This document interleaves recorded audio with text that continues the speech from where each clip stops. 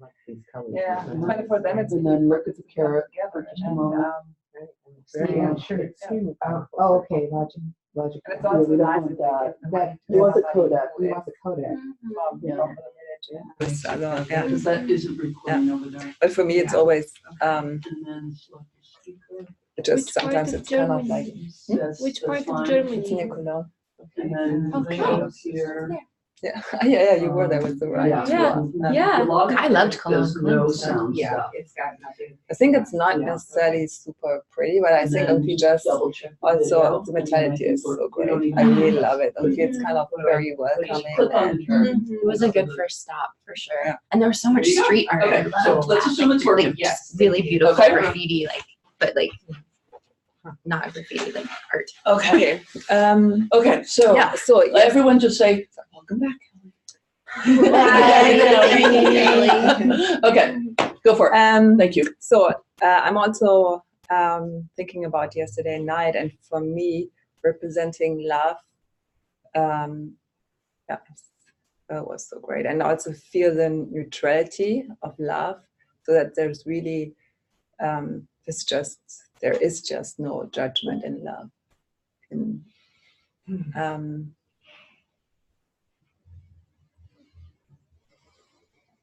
it's just everywhere. It's, This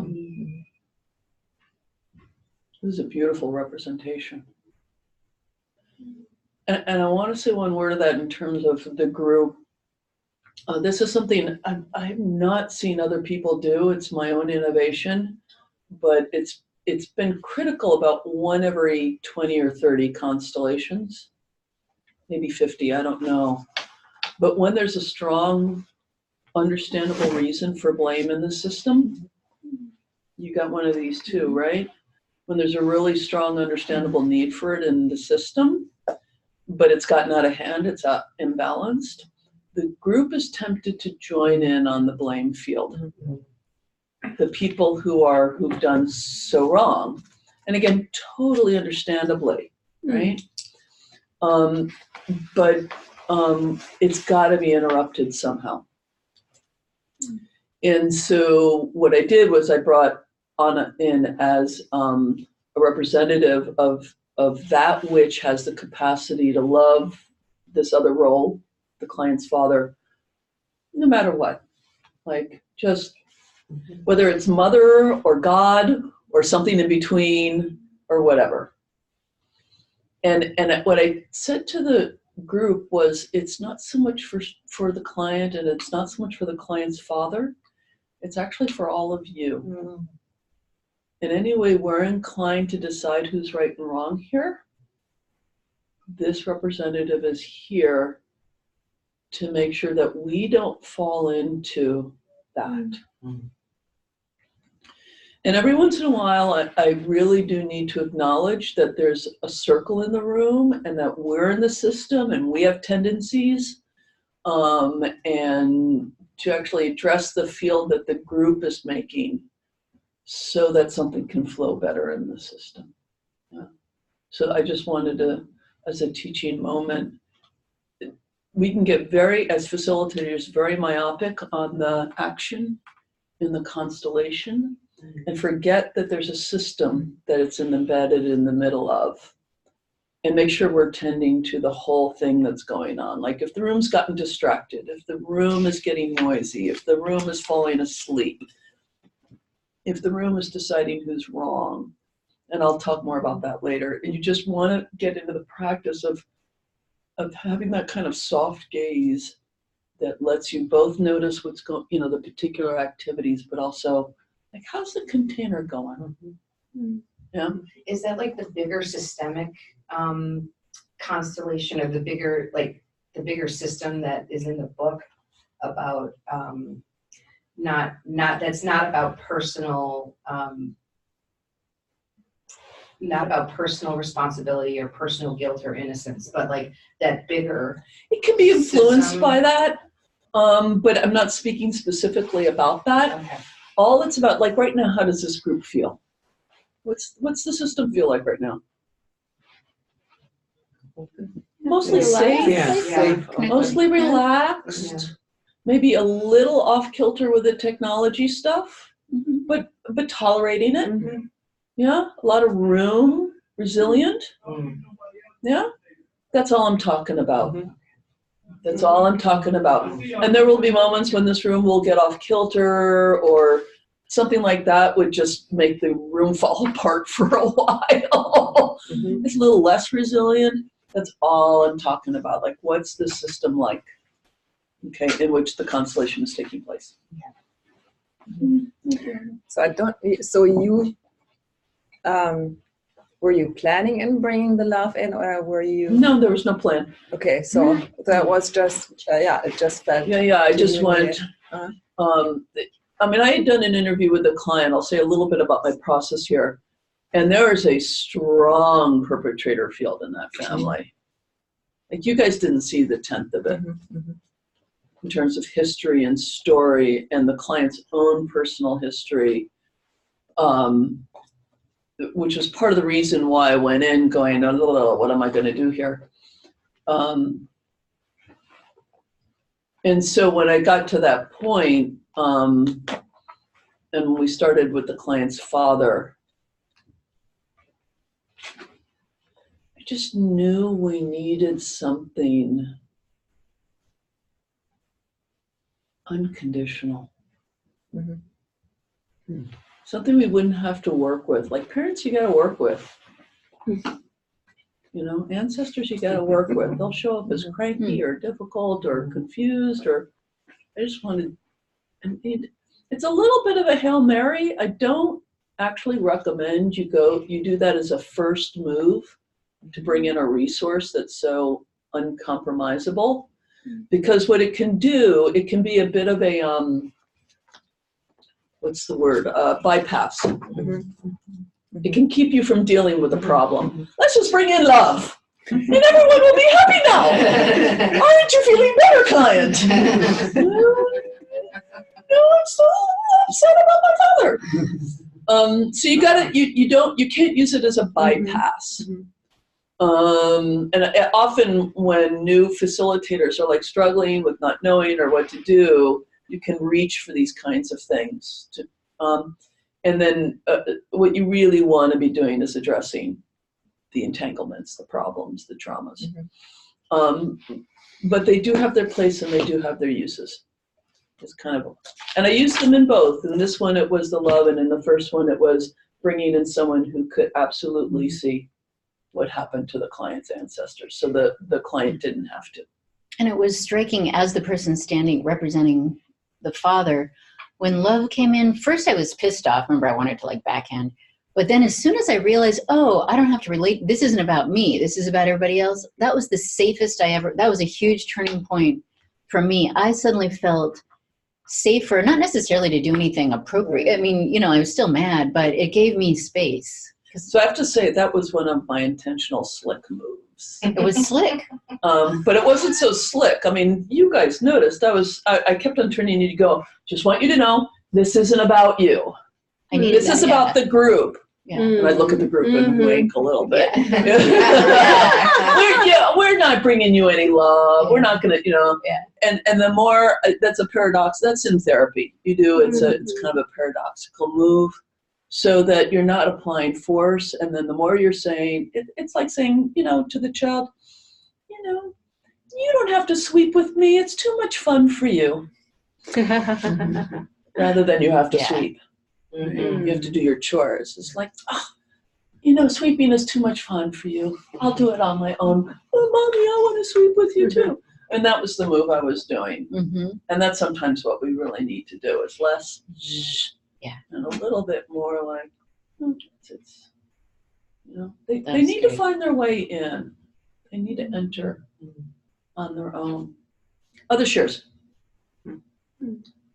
I also would like to add, because for me, sometimes I really like, with the love, representing the love that gave me, I can only feel like this little ball inside of me that I feel now it's kind of a tool where I can go to.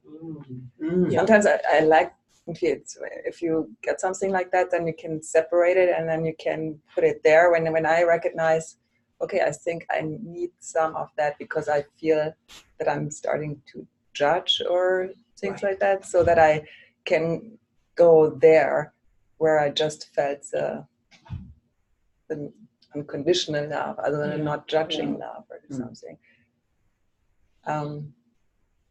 A little bit of a reframe on that. It is a resource for you, but it is also, it's the place we can go to when we can't not judge, but we can remember that there is something that doesn't.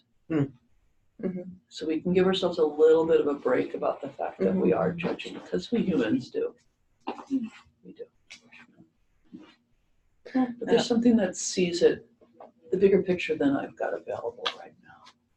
Also that it's a part of me. It is.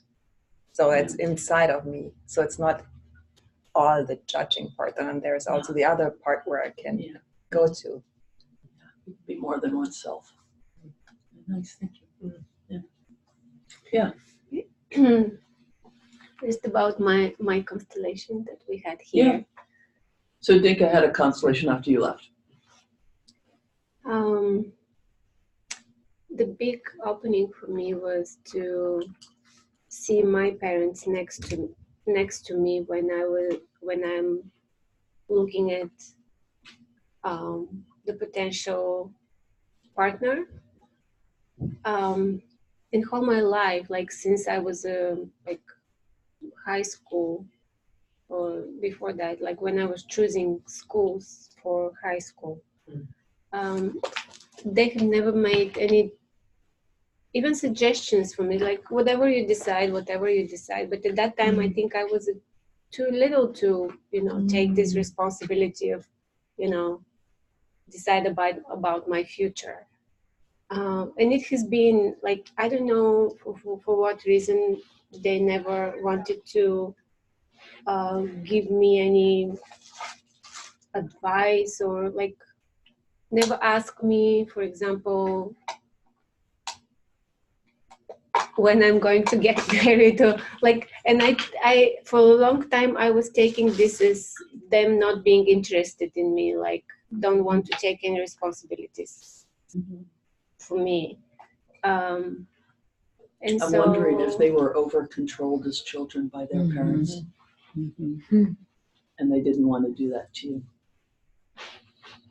And they swung the pendulum too far. So yes, like I have always been feeling that I'm on my own and I have to do everything on my own, and it all depends on me if I want to live it, or if I would live or die. It's all me, like nobody will help. So yes, seeing them next to me was really nice, especially them telling me, take your time for this, for moving, going to the next step. And my father saying, I like him. Yeah, I really realized that creating relationships is about the whole family around you. This is what you also wrote us here. I'm going to share a story. I had a similar family. I had very hands-off parents. I think in reaction to parents who were too rigid. And when it came time for me to graduate from college, by then my mother was deceased, and my father and my stepmother, there was no plan for anyone to come to my college graduation. And I was at the time in a therapy group for adult children of alcoholics. And all of us were the same. We're like, yeah, it's okay. It's not that important. Our parents aren't coming. And the therapist, you are all graduating from college. It is very important, and you need to make your parents come. And then we're like, okay.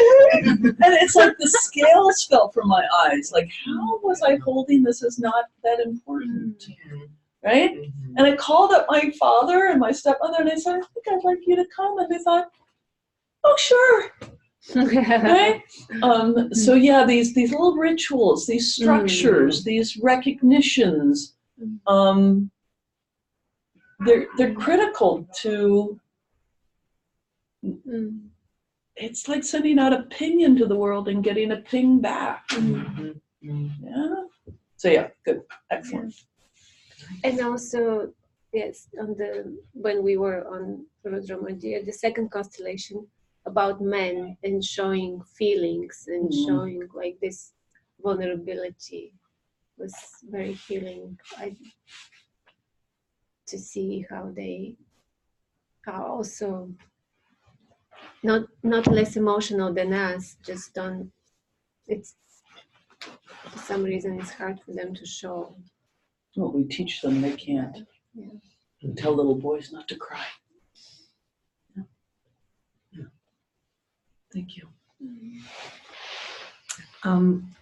I want to just kind of come back to what Selena started with about feeling like you're in the right place. I'm more than excited about this. I just like I can't talk about it without having tears. Just maybe I don't know how similar it is to you, Grace, but being at a point in life where I'm so much more open, and consequently, I notice the good things that are offering themselves to me or coming to me, and I say yes. And you know, like yesterday I said, I'm just so happily married. Well, I was really unhappily married, and I had no idea what to look for in a partner besides someone who desired me, which is a really shitty way to try and find somebody, because they probably desire something that's transient and has nothing about what I want. And yeah, I had to learn how to say no, and then I could finally say yes. And that is a huge deal for me, just to sign up for something that's 4 full days in a row. That's just not something I usually do, because I do have issues about having enough energy. And that on top of that, to come from my busiest time of the semester and a concert that I was so worried about, I was going to be too tired for everything. And I'll be tired at some point. I mean, I got in the Uber on the Lyft, whatever I was, on the way home. I sat down and I just was like exhausted. I got to the warm up for the concerts, and it was so easy for me to be very giving and loving and attentive to everyone, and to give them the focusing exercises and the warm up that they needed, and for me to completely enjoy the concert and to be so pleased. I don't, except for being slow getting out of the house and just thinking, there's something so wrong with me that I can't get out of the house on time, which I even had, I was softening that even as I said that. I'm just in the right place, and I'm so grateful to everyone else sitting here. And Catherine, you're in the right place, even if you're not here today in body. Christina, I'm so sorry. Christine, sorry, not at all. Sorry, Christine, yeah. sorry. That's right. I got the Christine. Yeah, just to being so grateful, because this is where I need to be, and you are the people that I need to be with, and I am. There's not room for the feelings, so they're coming up my eyes. And thank you so much, everyone, and thank you, Judith, for knowing how to say yes. Learning, Thank you to Cynthia and Michael for inviting you to that event, and Sebastopol that let you get hooked. Yes, That's great. And to my husband for saying yes, even when I was like, I'm too tired. Awesome. Yeah. Yeah, definitely blessings to Cynthia and Michael. Kelly, you're feeling better today than yesterday. That much, yeah, actually. So I'm super grateful for that, actually. things seem to get, oh God. Things seem to get, I actually, I was sad I missed the Constellations last night, but You were done. You were toast. I was done. Yeah. That was it. So I went home and I actually had a really peaceful evening, which was great. I got a little shower, just got little touches here and there, went straight to bed and got some phone calls I needed to make, and yeah, I'm just like, this whole thing is actually like the cherry on top of like, I just can't, the glitching is just making me bonkers, and especially because I feel like with all these little blessings of like, I mean, Judith lives right around the corner from me, so I have this wonderful person to ride to this with, and I love this whole group is like, feels so good already, you know, and I just feel kind of far from myself right now, so but all of this is helping a lot, you know, so I'm just gonna keep putting up with the glitching and trying to like, you know, thank you for your patience rather than I'm sorry. And just, that's about it. That's where I'm at. You might want to do a constellation today. Oh God. If it helps stop the glitching, I'll do it. I no promises. Non-linear healing process. Even if it interrupts it for a second. Yeah, fine. you won't be in charge of it. Yeah. It's your constellation. Right, No, exactly. stop it for sure. It'll do whatever. It'll do whatever it's got to do. Okay, thank you, everybody. We're going to shift gears. So if you want to, I'm going to be talking for a little bit. So take a second to shift. You're good. Judith, you actually don't have to do this on a shot. Judith, just in return, say, I'm sorry. I'm sorry. Oh, yeah. There you go. You're not sorry at all. I'm having too much fun You're saying it. well, Sorry. that That was fast. We lost Serena. Since she did that, I'm going to do that. Yeah, that's Quick what pee we're break, talking really about. fast. This is not a real break. It's just a pee break or a tea break or whatever break. And then there'll be over here. Right? Yeah. In our therapy groups, participants are sometimes invited to do an experiment. They imagine that their own son or daughter has grown up and is suffering from family problems that have been passed on. This is invariably a painful image for people, even for persons who have no children. Then they're invited to imagine that their children managed to accept and to rise above the problem. They imagine that they succeeded in taking what was good and in leaving behind what was burdensome. That's a great relief for parents. Yes. Now here's the bit that I really want you to hear. Hellinger is describing an actual movement, an action that real people do with other real people. This means taking the actual father and mother and seeing them through the eyes of an adult standing in the order of love, not through a distressed child's eyes. This is the piece I really, because very often clients come to this moment and they're still seeing the experience through their distressed child's eyes. That's the effect of trauma, right? That's me putting my father out like this. That's still the little kid in me that doesn't feel safe with him. Yeah. We cannot correct this from within the experience of the child's distressed eyes, even as we want to acknowledge and include that, right?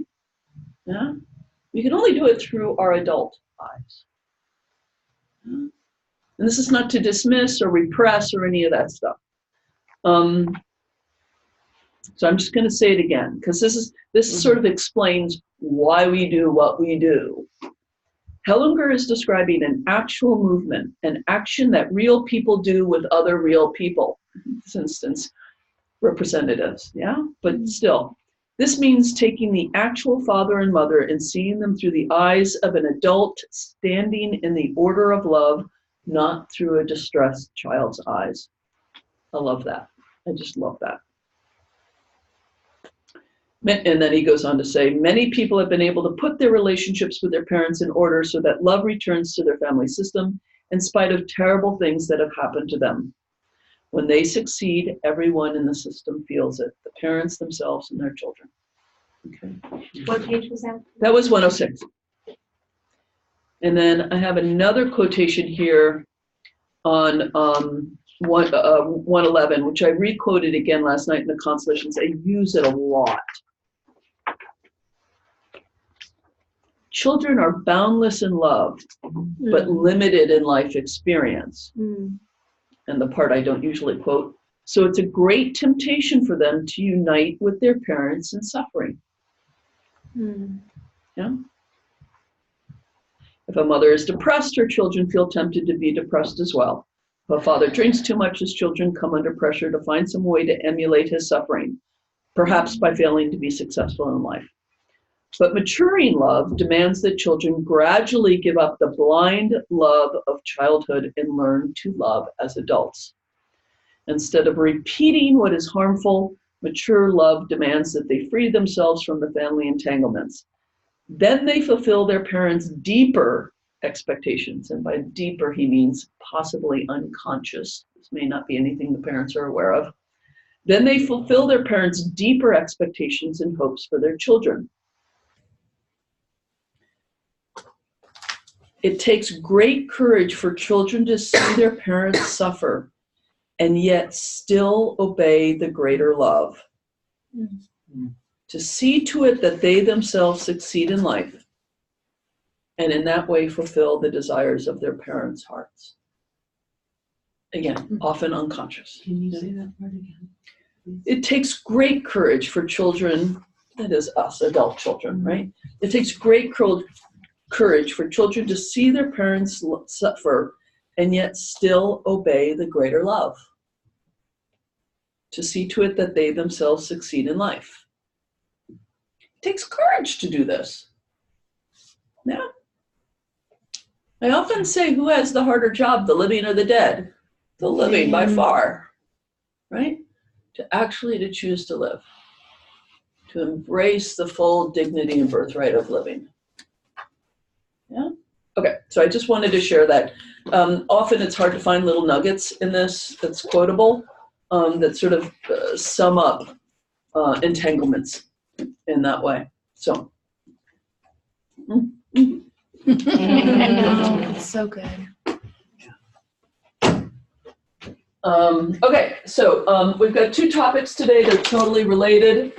They're extremely practical. One of them is actually not specifically constellation related, but in my book, it is a critical skill, and you have to find some way to prioritize it. The dilemma here is that the first topic deserves a training of its own, which I cannot provide you with. All I can do is give you some of the basic principles, which in NLP is called rapport. A technical term in neurolinguistic programming, NLP. So let me just define rapport. People do rapport all the time. It's a very natural thing to do. You know? Whenever a baby smiles at you and you smile back, you're doing rapport. Whenever the baby does a grimace and you're like, oh, the baby needs its diaper changed, and you change the diaper, it's a little bit more complex, but you know, the baby showed you that they had a need and you responded and filled it. This is basic rapport. Whenever you walk into a coffee house and you see two new lovers, and let's just say Anna and I are two new lovers. You still don't move. You're perfect. Actually, put your leg back the way it was. And we're looking at each other. And we're doing this. What are we doing with our bodies? We're mirrored. Yeah. And people do this unconsciously all the time. Okay. In animals, this is basically mammal level limbic system instinct stuff. It's going through life saying, "Oh, gazelle. I'm a gazelle. It's a gazelle. It's a gazelle. It's a gazelle. It's a gazelle. Lion." of like kind, of like kind, of like kind, of like kind, not of like kind. And so our brains are very well honed to let us know what's of like kind and what is not, and what is of like kind is probably safe for us, and what is of not like kind isn't necessarily unsafe for us, but could be, so we should be on alert about it. You're doing it all the time. When you get on a muni bus and you sit down next to someone, your brain is doing all of the, is everything okay here? Right? When, you feeling it? You feeling it? When we do that, the brain goes, oh, I'm safe. I'm safe. I'm not being faced with a predator, which is very useful in our partners. Generally speaking. It is also really critical for our practitioners, for our therapists, our body workers, our coaches, our teachers. Yeah? Ever have a teacher who, no matter what you did, you couldn't learn a damn thing from, and you couldn't put your finger on it? You may have made up stories about why you couldn't, but it's just you two just had your different maps. Yeah? For years and years, I horseback rode. People would say, put my heels down, and I would try, and they would say, you're not putting your heels down, and they would try. And finally, someone said, put your toes up. And all of a sudden it changed. I'm like, it's the exact same instruction, but for some reason that instruction works better. You know, something to do with learning styles and all that stuff. But what's really at heart is this really subtle cueing. You know, if you come from people who kind of don't use your hands much, and your teacher does a lot of this, yeah, there's nothing wrong with their teaching. Yeah, it's not. And if you're one of these people and your teacher never uses their hands, yeah, it's like there's something wrong with that teacher. Yeah, and we find reasons to explain why it feels wrong, but it's not always about the explanations we come up with. Yeah, we're just not of like kind. In life, we run into people, and let's call this your map of reality. Italian, big gestures, loud voices, a little bit of aggression says, I love you, right? This is my best friend's family. Whenever I walked into that, we were so awesome. My family was so awesome. And I go into her family, and something in me went like, danger, danger, danger. Right? There's nothing wrong. It just didn't fit. We go through life, and we meet people, and they got their map of reality. We'll just call it map of reality. And there's some overlap. Right? This is the place where rapport can happen. Now, if you have one that's kind of like this, there's not going to be much rapport. Average, like, you know, an average two people who meet. Yeah. And then there's, oh, this person gets me. I don't know why, but they just were on the same page. This is probably your best friend, right? If you're lucky enough to be married to your best friend. Yeah. It's the teachers who just really, I'm not a math, I don't naturally do math, but I had one or two with whom math was just easy. Yeah. It's not like the subjects, like English, you can be the worst teacher in the world and I'll still get it. But I've got to have rapport to learn math from you. Just because that's how I'm made. Okay? So every once in a while you have this and this and this. Now, clients come into your life, and it can be this, which is really like Alexandra and Richard. I got this with them. It's pretty easy to meet their needs. It's a set of clients last night. Yeah? Some of them are going to be like this. Yeah. Most of them are going to be somewhere in here. In order to do change, so let me start out by saying we are doing what we're doing that we don't like and want different because at some level of our bodies and spirits and souls, it feels like the thing we have to do to stay safe. Right? Otherwise, it would already have changed. Right? So whatever it is, I'm coming to you for my loneliness. I feel very lonely and I want a constellation to fix my loneliness. Then at some level I'm doing and experiencing loneliness because it's some part of my spirit, self, body, whatever, that's the safest thing I know. And totally makes sense given everything in my life. Now, my ancestral loyalties, my childhood, my ethnic background, whatever. Yeah. So, but I want it different because this part of my identity, my cerebral cortex, finds this painful and doesn't like it. Yeah. It knows it actually isn't safe and good for me. Yeah. Yeah. So please help me, right? The problem is that to change what this one wants different, we're going to have to adjust what feels safe back here. Yeah?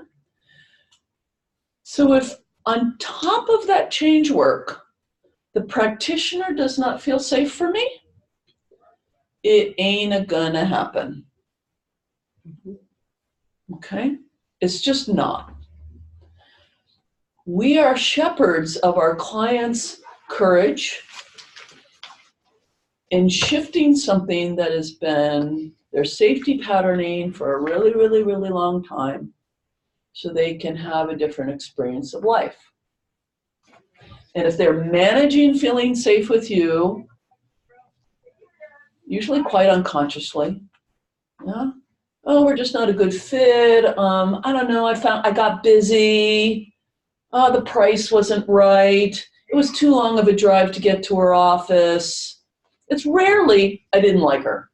It can come out like that, but we find reasons to not work with people.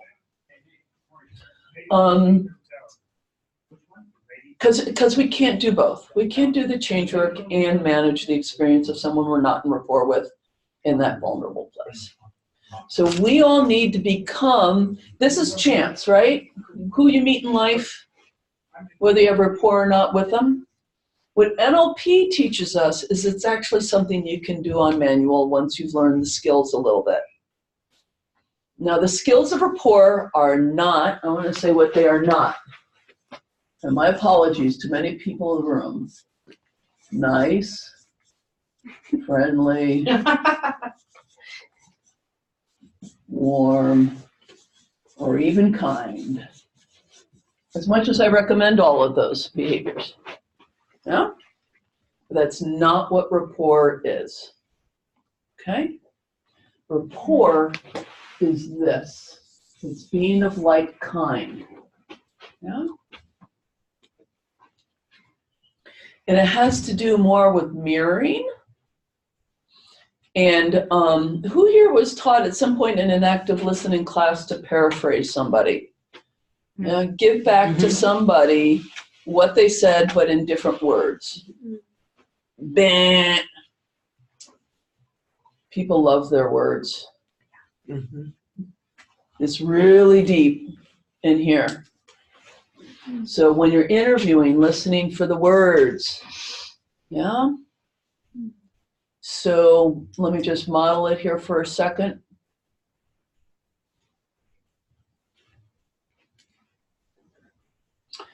Grace, would you just share with me for a moment one sentence about how you see your mom?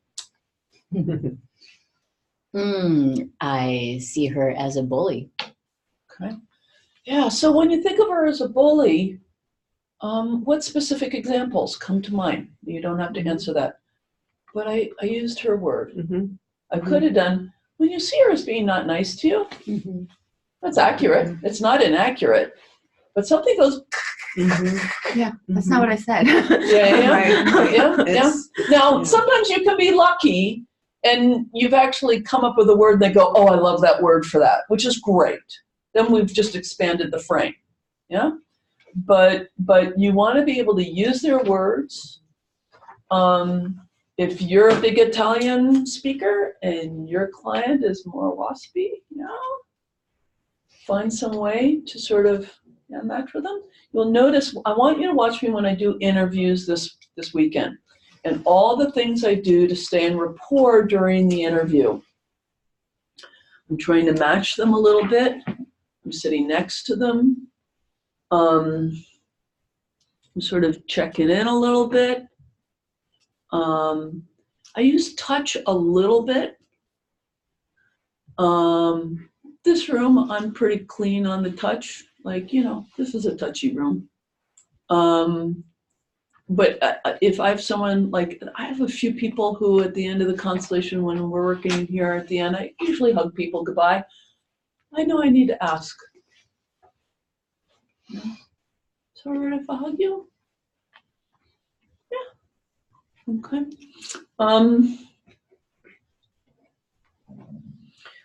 Using their words, body mirroring. At some point I really need to do a whole rapport training. The problem with the rapport training, and the way I learned rapport, did you take the master's training, Kelly, at NLP Marin? Mm-mm. You just nod your head a lot when I talk about NLP stuff, so I sort of wondering if you had that background. It feels right. It feels right, okay. No one here has done the NLP Marin training. Okay, that's my first, actually. Usually have someone from NLP Marin. I don't recommend their trainings, but what they are very good at, well, that's another conversation. But what they are very good at is in the first week in teaching this material, and then you get to spend the whole year learning other stuff, but getting constant feedback and practice. Because this rapport thing is a little tricky. It does go against, like, if we've been taught to paraphrase, if we've been taught that you create an alliance by being warm and friendly and nice, and think that's going to work. Particularly, if, I remember very early on, so I'm going to imagine again that you're a client and do one of these, like, really back, like you're just doing this. And I was taught, like, do this. That shows I'm listening, right? Right?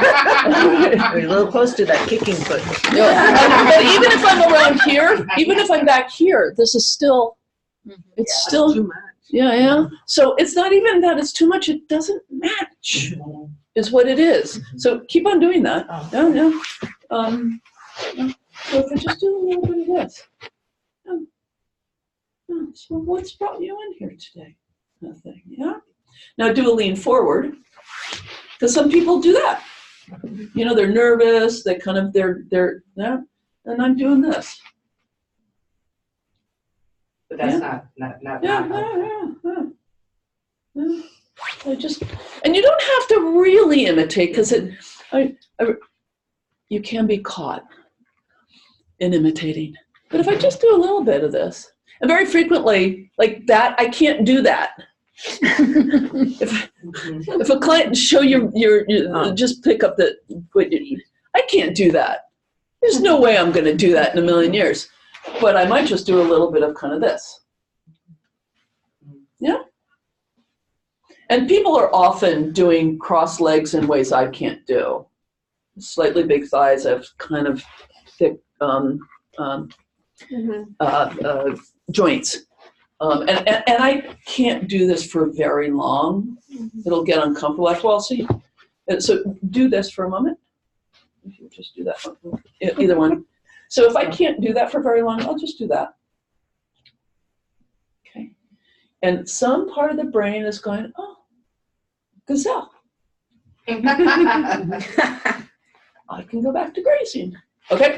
So, Well, now this, what, did I not go? no, you're just about to knock it over.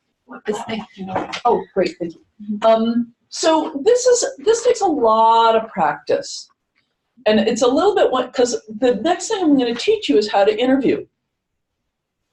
My approach to interviewing. And you're going to be trying to get information. And you're going to go, I can't do that and remember this at the same time. I'm barely getting information. And so yes, I'm going to be spending the entire time trying to lift up moments when I'm intentionally doing rapport with people, as well as when you start to practice, give you feedback on rapport. As it really isn't teachable in a simple way. Like, you're not going to go off and automatically do this. because you're going to do your style of you in life, right? It is something to remember the next really big job interview you got, you know, to get in rapport with your interviewer, things like that. Yeah. Or there's someone nutty on the street who's starting to place their attention on you. What can you do to let them know? You can, by the way, you can also do anti-rapport. You can do anti-rapport with someone who like you don't want to join up with. My teacher, the way he used to put it is, if you wanted to keep that spot in the Southwest Airlines seat next to you empty, do a little anti-rapport with the person who's looking at the seat. Anyway, so and I have had these moments. I mean, just in life when, you know, there's someone who's like creeping on me at a party or something, and I just start doing things different. You know, I don't want to join up with you. I want to do this. Okay. Excuse me. So this is another phrase from, sorry, it's Paul Scribble. It's just the word lead, pace, lead. From NLP, pace is another word for rapport. But this is really, I'm going to over and over and over again referring to this, because we'll have a moment when you're practicing, or I'm doing a constellation and something doesn't go quite right, and people, or in your own practice, it didn't go quite right, and I'm going to say, oh, you led. You went straight to a lead. You didn't start out with a pace. Yeah? Okay. Pace lead is golden. So, I want you to imagine you have a client who says, oh, my mother's a bit of a bully. Now, your first thought is, well, that's not a useful thing for Grace to think about her mom. She needs to take her mother fully and not be in judgment of her mother, right? I mean, orders of love, blah, blah, blah. Even Grace knows all that, right? People will deliver this sort of stuff to you all the time. Yeah? The world's out to get me. I've never done anything good in life. A lot of the universals that people will throw out. Yeah? And your first thought is, I need to contradict this. Right? And it will be helpful for them. You know? I've never done anything good in life. Oh, I'm sure you've done something good in life. This is the advice your friends give you. You do not take, right? Because there was no pace. Yeah? So instead, what do you do with this sort of thing? Oh, wow. That's really rough that you experience life that way. Like you've never done anything good. Now imagine a little girl inside of you who really enjoyed doing something great. I'm going to be on her side a little bit. You know? So I joined up. I was in rapport. I didn't contradict, but then I led. And then the question is do they take it or not? Yeah? So maybe I led too fast. Yeah? Or it just led in the wrong direction. She'll say, no, even as a little kid, I never did anything wrong. Then you want to go back to pace. It's not wrong to pace lead and get a little bit out of rapport. It's noticing it and then going back. It's like, oh, wow, even a little girl couldn't do anything right. Yeah.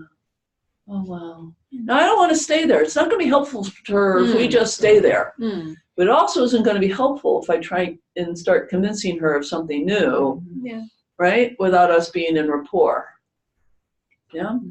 And I just want to say one thing. That is, this move is important for your clients, for the representatives, for all of the clients' ancestors, including their horrible parents. Finding some way to be in rapport with the whole shooting match, particularly representatives. If you want cooperative representatives, pace lead rather than you're doing it wrong or anything like that. Yeah. This is the piece that a lot of constellations that you're going to see out in the world is missing. and not just constellations. This is such basic stuff. I can't tell you how often I've gone to a body worker and they were great, but holy cow, they were ordering me around, and I wish they just knew a little bit of rapport skills. Or God bless our doctors and nurses who don't necessarily have these, or teachers, or it's the missing piece. Therapists often are missing this piece in a very odd way because it's not taught in clinical psychotherapy environs. And so it's useful in any context in which you are being put in a position in which you need to be an authority, and you're actually being hired or put in a position of leading someone somewhere. And that's what we're up to here, is to influence and lead to a new place. If all we do is pace, we're not doing our job either, right? We just handhold and say there, right? This I'm using this as a reference because I'm going to use it a lot, so that once you have a sense of what this is, when I say it, oh, that moment needed a pace lead, you go, oh yeah, I went straight to the lead. Okay, you had a question. So I'm wondering, when you're describing just only to get it into this connection with your client or something, but also to take the opportunity for myself then to really feel into what is helpful right now for the client. What is where is kind of to get on that level of what is needed, and to see from, so what do I see as right now helpful? Right. Just especially if you don't get the interview before, then you are right there and heard about it. Just so how does, just to imagine by myself, how does this one now feel, and what do I think is the most helpful to do? Yes, and I have a couple of nuances around that. The pace has no desire to help. Yeah, but I was wondering if that is something that you could use. Right, and so I'm just going to respond to a few of those pieces. Yes, and there needs to be a place where you don't need your client to be any different whatsoever, including the suffering they're coming to you to ask for help with. It's kind of your own inner vow, the loving the client's fate. And we're next week at Residency, not this one, but you can look it up because it's in the bibliography if you want to go ahead, and some of you maybe have already read it. Bert Hellinger on the orders of helping. Yeah. Isn't that It blew my mind. Yeah. Big. Yeah. They're like the orders of love with respect to families. There's orders of love with respect to helping that really shifts our ways of thinking about the limitations and the opportunities of helping. In some ways, it's a correction to codependence, but it's so much more than that. So really, the place to start out with is just presence, without anything needing to happen. And then there's a gabillion other tools in the toolkit to determine, in a sense, what will be helpful here. And we're going to be going through lots of those. Yeah? Okay. I mean, for one is like getting really clear on what the client wants. Like, if we don't got that, we got nothing. So there's a certain way of inquiring into the outcome the client wants, and other kinds of things. Yeah. So what is the leading part? Can you give an example again? Sure.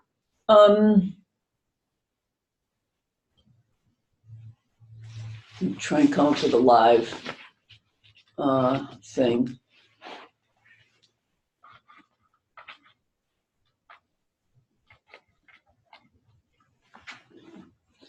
Just state for me something you would like to know in the training.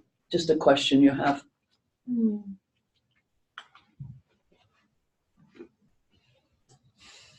Or something you hope to learn, or something like that. How to sense the next step when something gets wrong. Okay, good. Yeah. So the next step when something goes wrong. Did I get that right? Yes. Yeah. Yeah.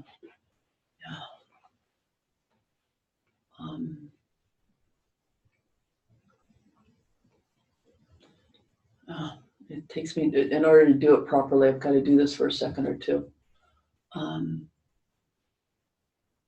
What happens in you when you sense something going wrong? So that's rapport, that's lead. That's mostly pace, although there's a question in there. What happens in you when you have decided or feel like something's gone wrong?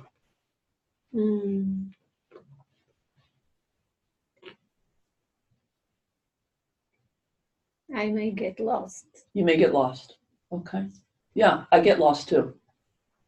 All the time. This is pace. Yeah. What if getting lost is good? So that's a lead. Yeah, so the question is lead actually.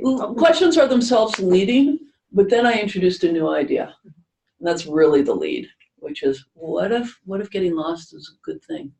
Oh, okay. Yeah. Yeah. But I could only go there by having done a couple of those paces. Yeah. Otherwise, someone's going to say, getting lost is stupid. Are you kidding? The client isn't paying me to get lost, right? Or whatever. Yeah. And even with the paces, she might. So let me say that again, and Dinka, you just look at me like I just said the craziest thing in the world. So what if getting lost is a really good thing? Could be. No, give me a look of like, what? Like, yeah. It's like, or maybe not. Or maybe not. Yeah. Okay. And now I'm in rapport with her skepticism. I also leaned back a little bit. I gave her a little bit of room to be with the idea. I need her little foots in the door around this stuff. Okay, so I don't want to get too sophisticated around this because I want you to be able to have the training wheels and do this inelegantly and all that stuff. But whenever you're getting off with a client, things are getting awkward. They're not understanding you. You're feeling yourself push a little hard. Anyone's getting a little testy. The client is going fuzzy, even dissociated a little bit. All this sort of stuff. Your first question, this is one of the things that NLP teaches. Before the questions, before the constellation, before the change work, before anything, you got to have rapport. And whenever rapport gets lost, you got to drop all those things and come back to rapport. Rapport is first, middle, and last. You can lose rapport for a little bit. That's okay. You've seen me in constellations push a little bit. I don't invite you to imitate that too much. That comes with weight and experience. Okay? You will be able to put your weight around as you get more confident and whatnot. Yeah. So I push against rapport sometimes a little bit, but I'm always really gauging like I don't want to go too far with it. And often, if you see me doing constellations and I'm doing things and I'm checking in with the client, and you see me kind of come back to the client and do this, this is me instinctively knowing I've lost rapport, and I need to get back in rapport and reconnect with the client. Kind of forget about this for a sec. Yeah. And that, I just want to say one of the practical things. You are going to get fixated on the constellation and the activities of the constellation. Make it your practice at least every 5 to 10 minutes to turn to the client and say, how are you doing? Please don't forget you are doing this for somebody. If you've left them in the dirt, constellations can get ahead of the client. Who's been there as the client? Yeah? Yeah? It's not necessarily horrible because that you can catch back up. But if like some lovely thing is happening between the representative for the client and the parents, and the client's sitting here in horror, and their body is going into danger, and they're not having the experience that the representative for them is having, and you make that happen too long, they're going to lose trust. They aren't in rapport with their own constellation. And this does not tend to have good effect over the long term. You were there. That was what I was managing for the second constellation, 2 constellations before. The client could not get in rapport with the constellation. And you saw me regularly going back. How are you doing? Connecting, acknowledging. Yeah. She was having a real hard time. So you can't always fix that, but you can cause it by just kind of like going, okay, thank you for the constellation client. Let's go off and do this wonderful thing. And then an hour and a half, you come back and go, so, and they're like going, never doing this frigging family constellations thing again. Right? Because it was so out of it. You might have done great work, but it's so out of rapport, it just can't land. It has no sticking place. Okay. This is what I call client-focused constellation work. And it's not the norm everywhere. This is why I'm kind of underlining this. Okay. So there was something over here and then over here. Okay.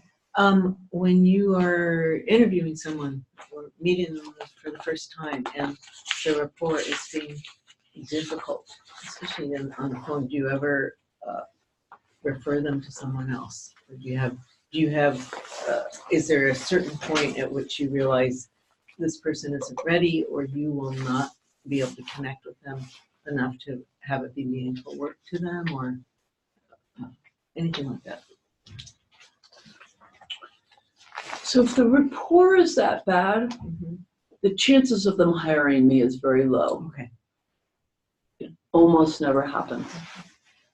Sometimes I have a good initial consultation or good enough consultation, and then we're in the work together and I'm like, oh dear, well, we're gonna have to make the best out of this, right? It just didn't show up enough in the consultation. The consultation is brief, and I don't even do it with everybody, the free consultation. So mostly the interaction will be so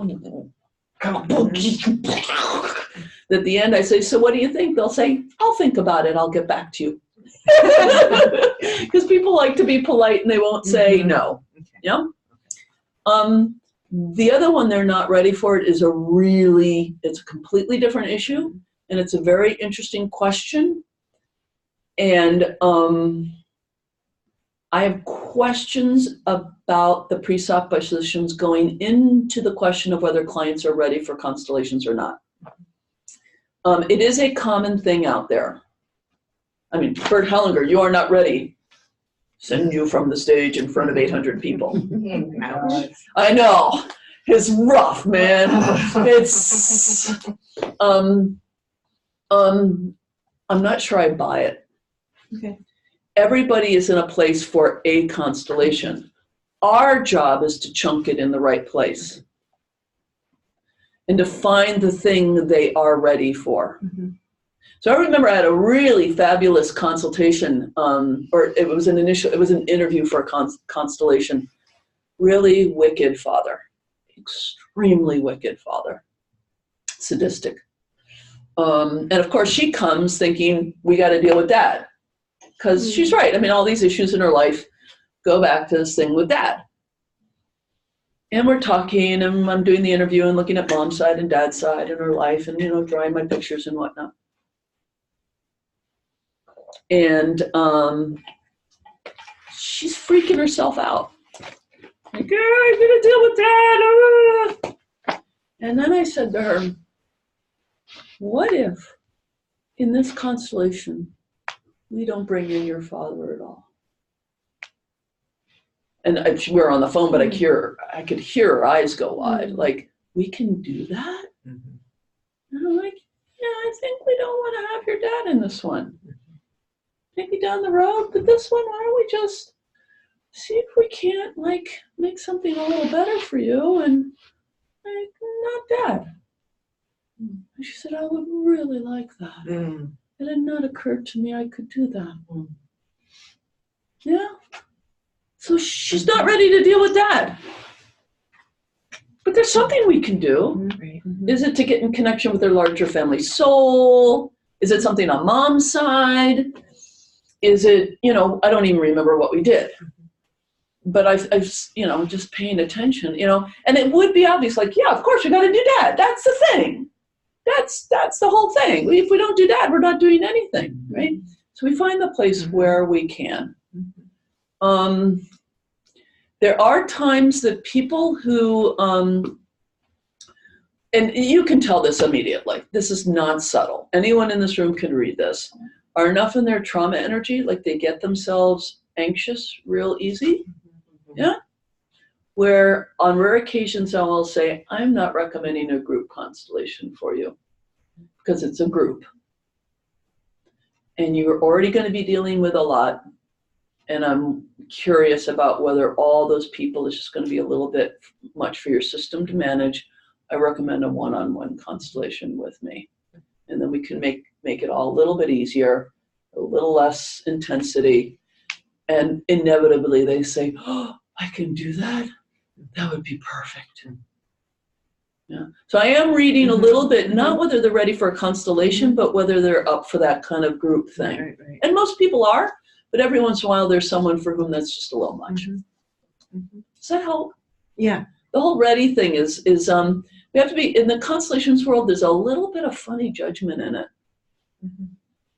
Yeah, therapy world too. But if somebody's asking for help, they Okay. want help. So this is, I've got to say this. I have to say this. One of the great therapy words. Are you ready?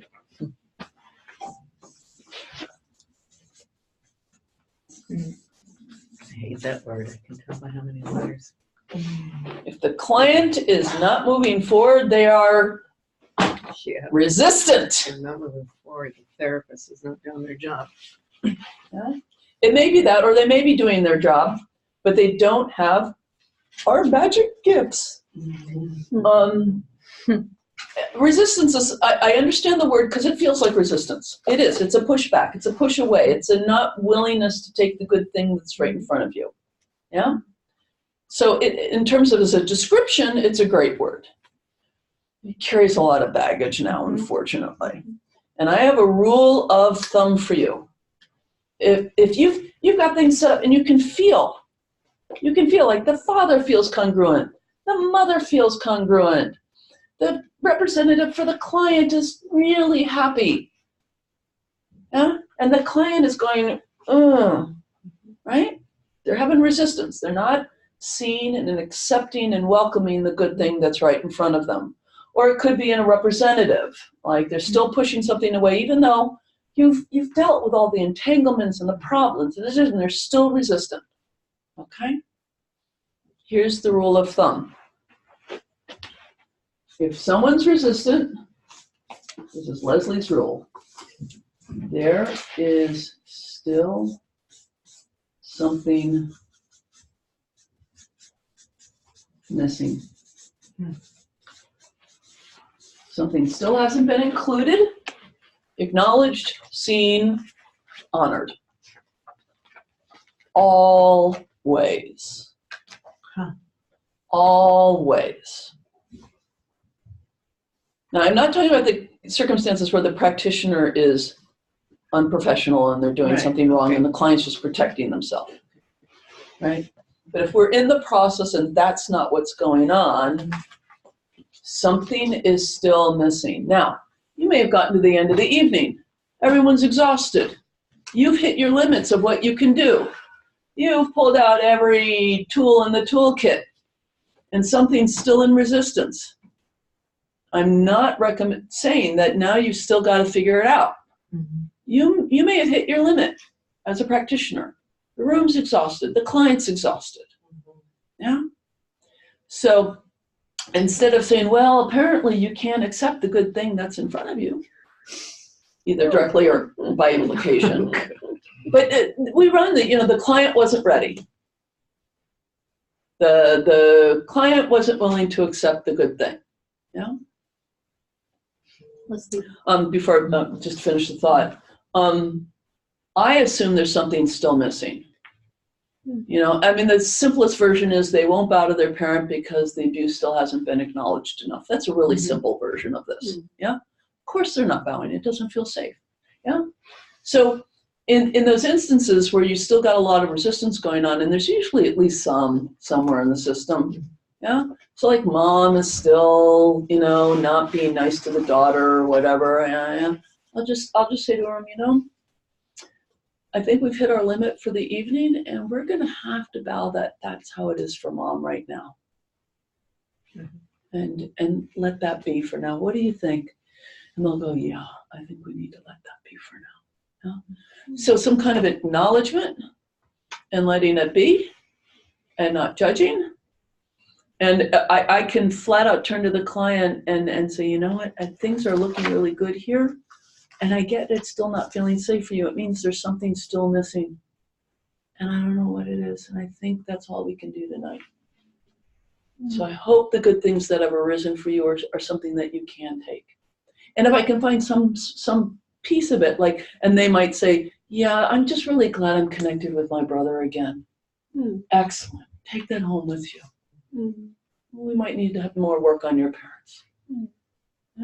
Yeah, it looks really good with my brother. Excellent. Yeah. But this whole framework of the resistant client, and it's hard because we can it's all set up and you get cranky with the client, believe me. Right. But it just as a rule of thumb, okay? Helpful? Very You had a helpful. question? I was thinking back to what was challenging for me, which was different than what was challenging for you a couple of constellations ago. Yeah. And there was a representative there who was challenging you a lot and saying, no, not that, they should go there. And That's a different issue. it's a different That's issue. a representative management issue. That's a second residency. It's a different issue. So I'm sure we'll get to that. So I was thinking, because that was in my mind, I was thinking last night, there was a representative who, it seemed like we were tying it up, and then she was like, no, I'm not happy. And there was something good there. There's something really good that had to happen. So I was just paying attention to the discernment about when resistance in somebody other than the client in the system is telling you, we're still not done. I know you want to be done, but we're still not done, versus somebody's other self is in the way. Well, and it's, again, many of you had questions on your forums around how do I tell the difference between my projections and the field. This, again, the question, a lot of these questions are based on presuppositions I challenge. So the client being ready one, and that one is another one, and we'll get to all that. But I want to give you a different example from the first constellation of the evening, which involved the same representative. This is of last night or the time? The night before, and I will describe the situation, which is that the representative, she's a very challenging representative. We actually ended up having a talk later. I had a talk with her, and I'll let you, that's second residency, representative management. It's a thing. Some of you may decide at the end of this just to do one-on-one constellations.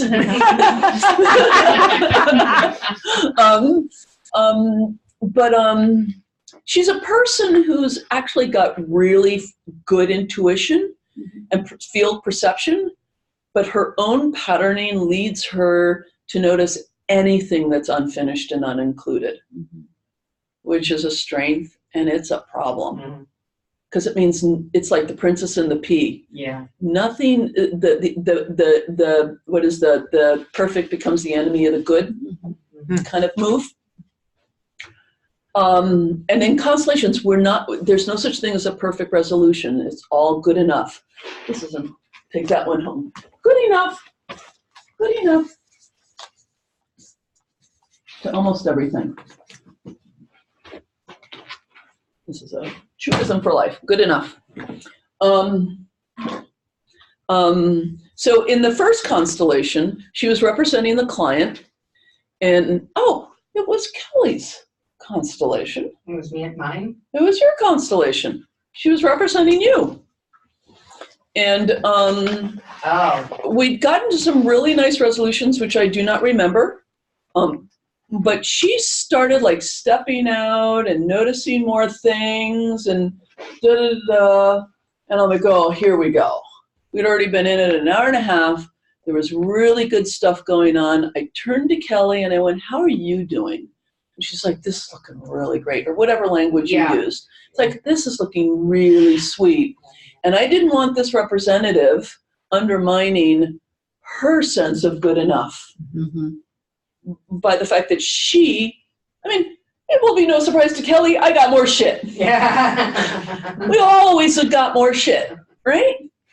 But this was one of the rare circumstances of the client ahead. I talked about being behind the constellation.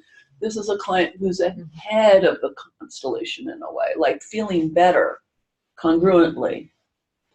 And I could see this representative who I know really well, like noticing all the things, because that's what she does. That's how she's that's her life. Pray for her.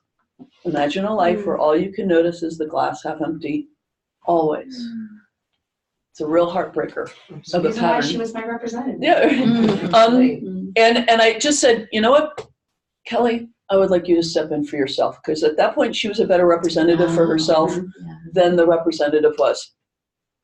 And the representative was perfectly agreeable. Yeah. She was doing nothing, blah, blah, blah. And then I said, oh, I'm going to have Kelly come in. She went, oh, okay. Yeah. And the vibe of that was just fine. Okay. She didn't resist it. She wasn't upset about being fired or anything. She was very cooperative. And then we finished it up. Yeah. So,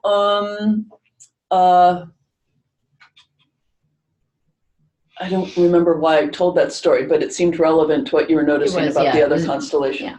Yeah. And an example of representative management.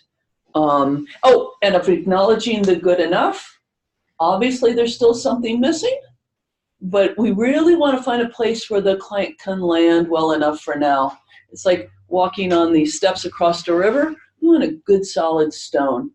We don't want to imply that they've gotten across the river, but we want, this is good. I've gotten a good step across, which means we can demote everyone in the room around what it is you think you're doing for your clients. Right? You just want to get them one good step. Yeah. I feel that I kind of prefer when it maybe feels like a resistance, but it's just the truth, what somebody feels at that moment. Exactly. Then saying, oh yeah, no, it's great or whatever. So it's just simply because it's all working, and like you said, constellations is going on. It's not done in that evening, but it's working in the person. Yeah, and exactly. If it's a big steps, and it needs work, and and it puts us in proper size, the right size with respect to our clients and the work that we're doing. The ancestors are bigger than us, the field's bigger than us, their fate's bigger than us.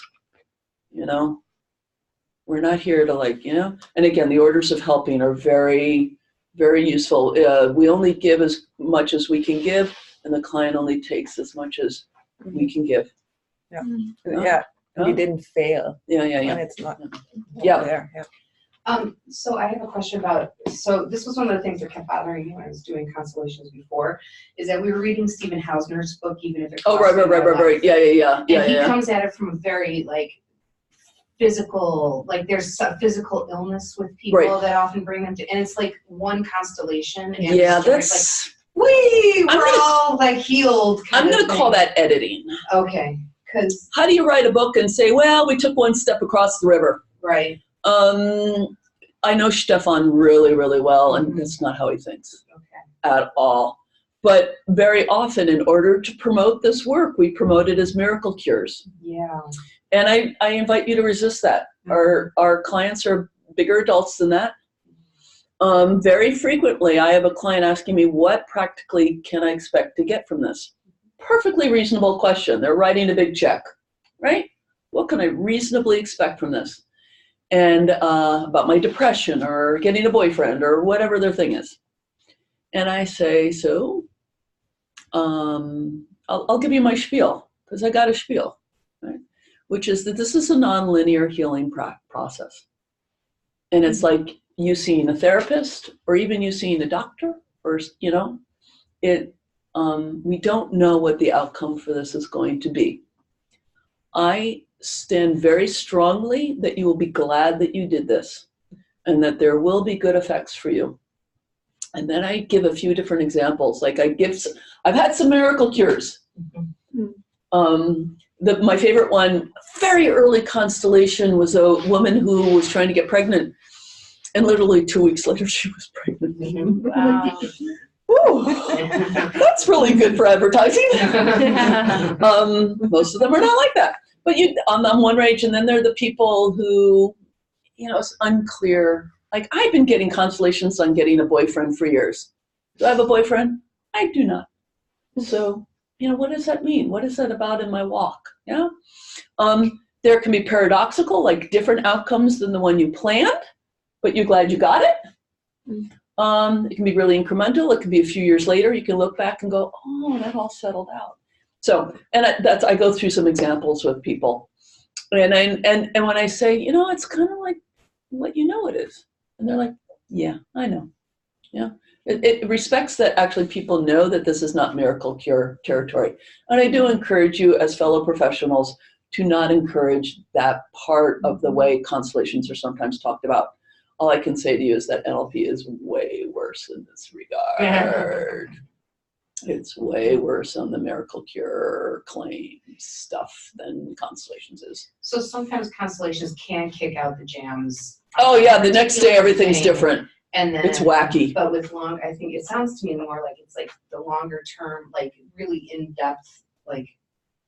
You just never know. I mean, Alexandra and Richard from last night, they've come in for their other son, who's having a really hard time in life, and that week he transformed. Like, yeah, who knows? Yeah, you just don't know. I love one of my favorites is the client who came in to have the relationship with her mom fixed, and then a few weeks later I talked to her, how are things with your mom? She says, really hasn't changed much, but things with Dad are a lot better.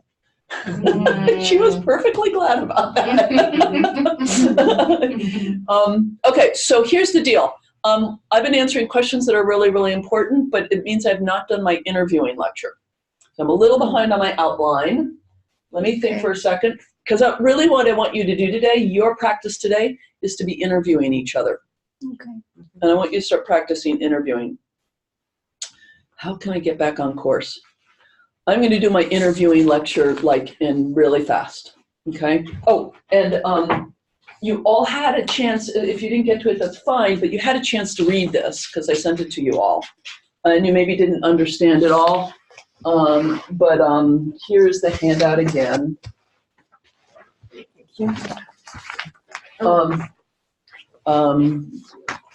Which is just everything Leslie has to say about interviewing. You can kind of put it aside for now. So the reason why I'm putting these together is that you need rapport to do a good interviewing. And then you can't do much else before you do interviewing. Now, even if an interview is what Bert Hellinger does, is he turns to them and says one word, right? That's sort of an interview. Or you're leading a workshop and you just get a little bit of information, right? I'm going to invite you into an in-depth interview process so that you can feel what that's like to do like the soup to nuts interview with someone, and then you can edit from there and make it your own, okay? The secondary purpose of doing this is so we can continue to get to know each other better. So when you're done interviewing, I'm going to put you into pairs. You're actually going to present the person's genogram. So you're going to introduce that person to each other. So a good interview is the foundation of a good constellation. It gives us a platform to practice rapport. It continues the process of connecting with each other in the room. A few things I want to say. There was an extra one. Where's the next one? Thank you. So in a sense of the process of interviewing, you're going to start with rapport and connection, right? Mm-hmm. Then you're going to clarify the client's issue. So what would you like?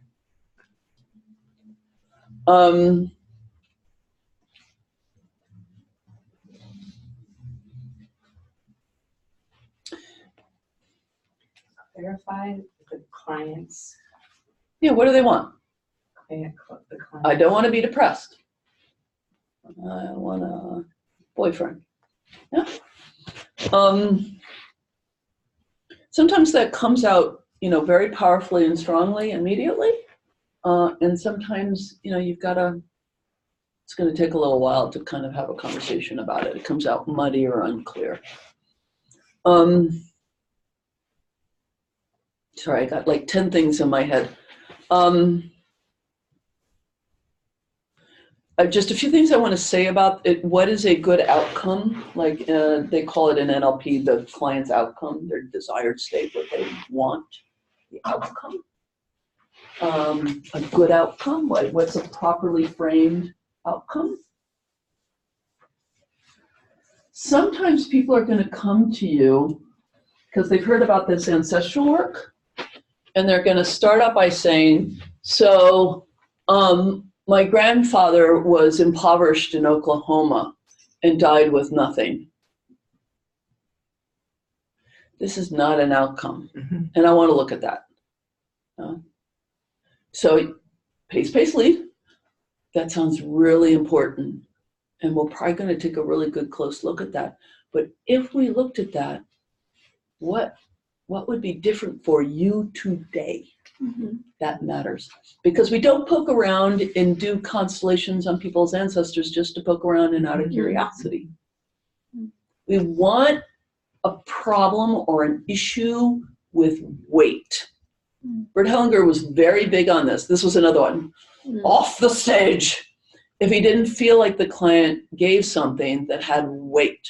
That's why I asked Dicka in the beginning to put her feet on the ground, just so she could feel the dignity of what she wanted.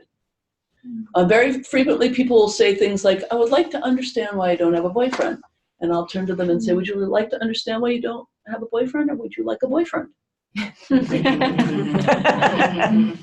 first one has no weight. I want a boyfriend. I want a partner in life that's got weight. Yeah, and we understand why people have these circumlocutions and whatnot, but there's a few different ways to get at it. I've given some examples on page 2 in the middle, the bullet in the middle. What is the current day issue you are bringing? What is the hurt? If you had to explain it to a 5-year-old, how would you say it in one sentence? That's really, really helpful. If it's around partnership, you might say to a 5-year-old, you could say, I feel like some part of my soul is longing for connection and intimacy, but perhaps I need permission and blah, blah, blah, blah, right? For a 5-year-old, it's like, I'm scared I'm going to die alone. A 5-year-old's going to get that. Yeah? Or if you could have a concrete current day positive outcome from the constellation, what would you like that to be? Yeah, so if the constellation goes really well, what would you like different? These are some different ways I try and get to, I don't know the different places people come from, but people come so friggin' enlightened to their problems in the Bay Area that they can't sit, I'd like to understand why I can't permit myself intimacy. I want more sex. I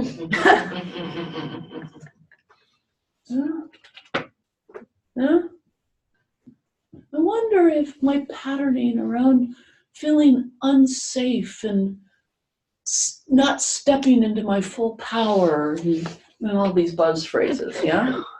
Yeah? I'm lonely. I don't want to be lonely anymore. Yeah? Now, obviously, they need to do this in their language, but you can feel when something's got weight, it's got seriousness, and that's what you want to get. And then the second part that may happen faster, may take a little while, is the interview about the family. Mostly you're on the lookout for resonances with that problem, right? That's the entanglement part. We talked about entanglements yesterday. Yeah? So if it's looking for a boyfriend, like did a husband die tragically in war, where there are lots of divorces and abuse in relationships, did the mother leave the family and leave the father to raise the kids by himself, that sort of thing. On page 3, this is the really comprehensive list of things that you can potentially get yourself entangled with. There's no need to ask the clients every single one of these. And it's not even comprehensive. There's no such thing as a comprehensive list because the things we can get ourselves entangled with is infinite. It's whatever is a potential trauma is a trauma in the family. Unfinished, excluded, betrayed, forgotten about, secret, unfinished, unmemorialized, dishonored, excluded, et cetera, et cetera. And these are just some of the big chunk ones. I attempted to put them somewhat in order of commonness. Commonness, what does that mean? How often they show up in constellations, how much human beings get entangled with these things. Sort of. Mm-hmm. In the US, immigration trauma is really close to the top.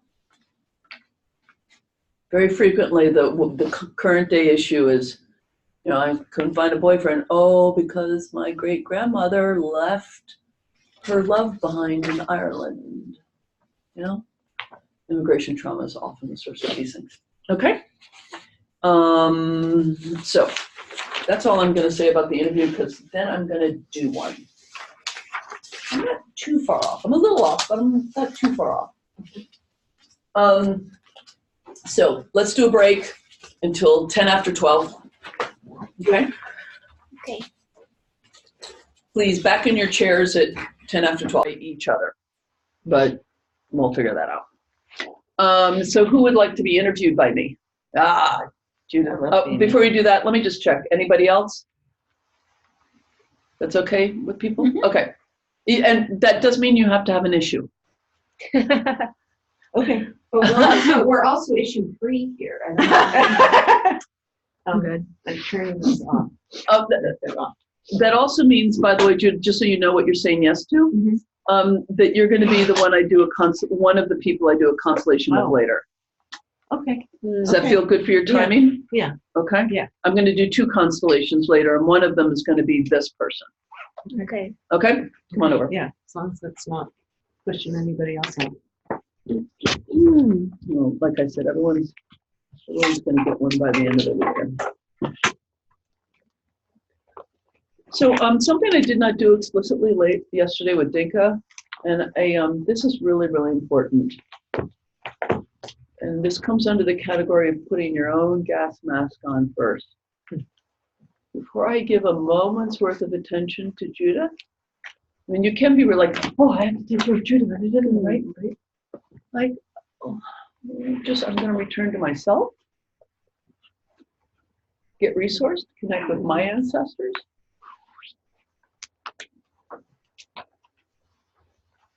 Maybe feel Judith for a second. Mostly feels fine over here.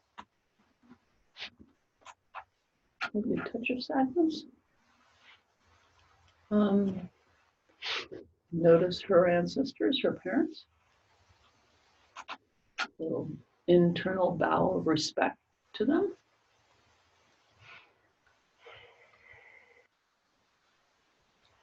And since we're doing this as a group, I invite everyone just to take a moment to connect with your ancestors. Just center yourselves.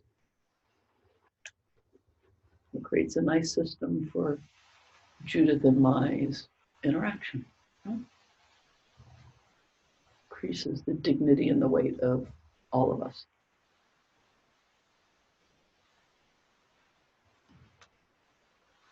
Okay. Okay. What's our thing? I'm gonna not be as detailed as you want, but maybe you can help me with the question. Briefer to begin with is always good. Okay. So I want to explore, I want to have more peace with my relationship with my dad. Could be my mom too, but I tend to not focus on my dad because he's been the bigger problem. He's still alive? No, 2 years. They passed within 36 hours. Okay. Who knew they loved each other so much? Yeah, really. Yeah, it was never evident. And why it's hard for me to connect with my cousins. Like, that seems like that's private. Okay, thank you. So everyone's not a rapport builder? So, okay, thank you. I mean, I'm already thinking about the next question, right? That's what we all do. So just thank you for sharing that. And the main thing, in really simple terms, that's not peaceful about your relationship with your dad, peaceful rapport. He was a bully. He was sadistic, and he was. So I'm going to interrupt you because I'm interpreting. Yeah. What's not peaceful about your relationship right now? Right now? Yeah. Like when you think of them, what happens? What's not peaceful about that?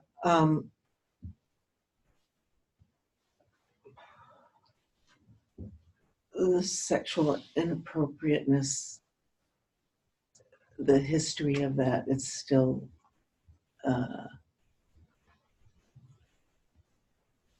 It still disturbs me. It still disturbs my own intimate relationship with my husband. Okay. And disturbs means what? Interrupts, arrests me, can make me hold my breath.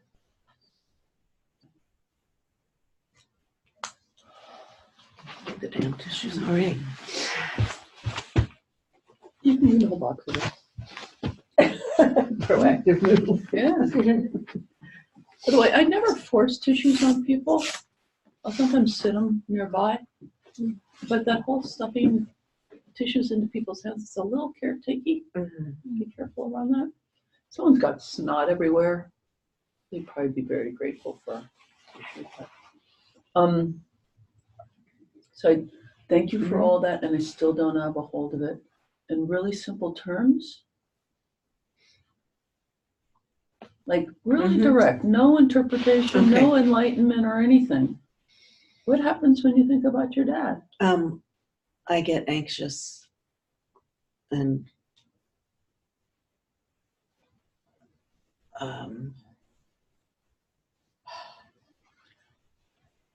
she's holding her breath. Yeah. I can feel her holding her breath. I'm just completely doing it. The PTSD. Yeah. That's so general too, but it just is very active. Hold breath, holding. I hold my breath. I do a little lead here, but I think it'll come. In PTSD, that means you don't feel safe. I don't feel safe. Yeah, I don't feel safe. Yeah. And he's dead. He's not in the room. No, he's gone. Yeah, he's gone. Still, I saw him all the survival stuff is still kicking up. Isn't that amazing how that happens? It is amazing. It's astonishing. And it's so mild compared to where it was. Yeah, But it's I'm still, so glad. yeah. But I'm glad. Yeah, I still hold my breath. And I'm putting in there little reframes. Like, isn't it amazing that we can still do that?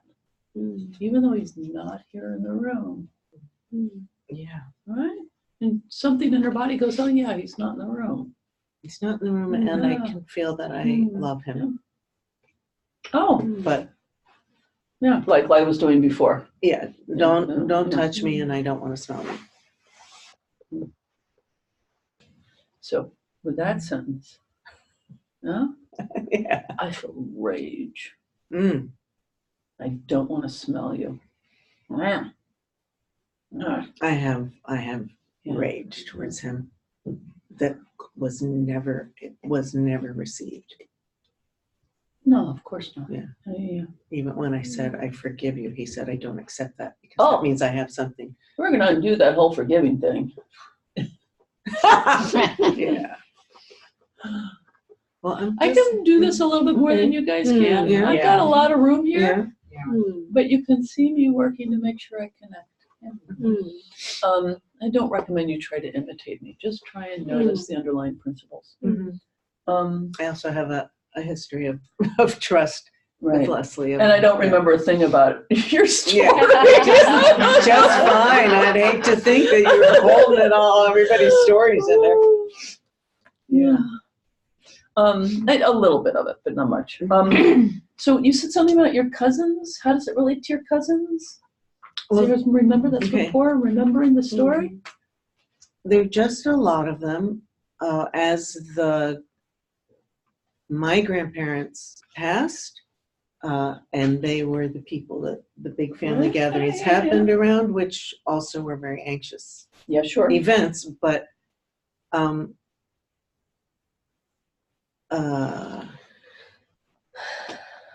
I tried to talk about the sexual stuff Mhm. with the family, Yeah. and Yeah, I was that didn't go the so well. the wagons circled, and Yeah. and so, but there are people that I would like to be close to, and I feel badly that my kids don't really know. Okay.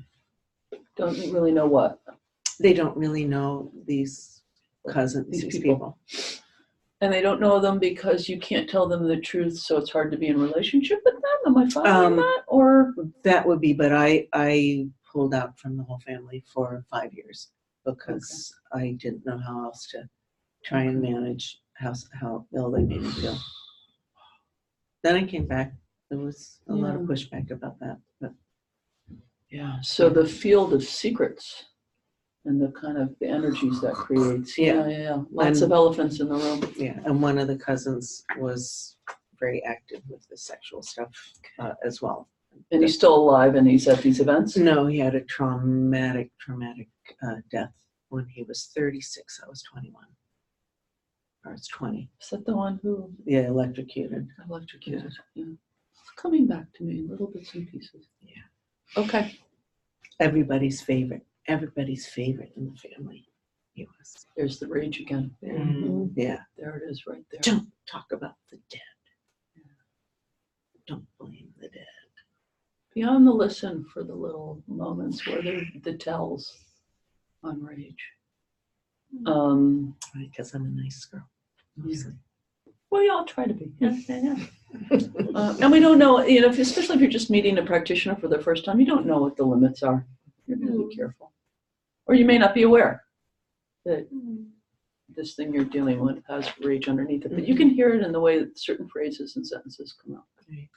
It's a word that I almost never use, and it wasn't in the family vocabulary. So it's very interesting to me when you So say can it. I make you? Yeah, go ahead. Wonderful teacher by the name of Barbara Morgan. She's the editor of The Knowing Field, the journal you should all be subscribing to.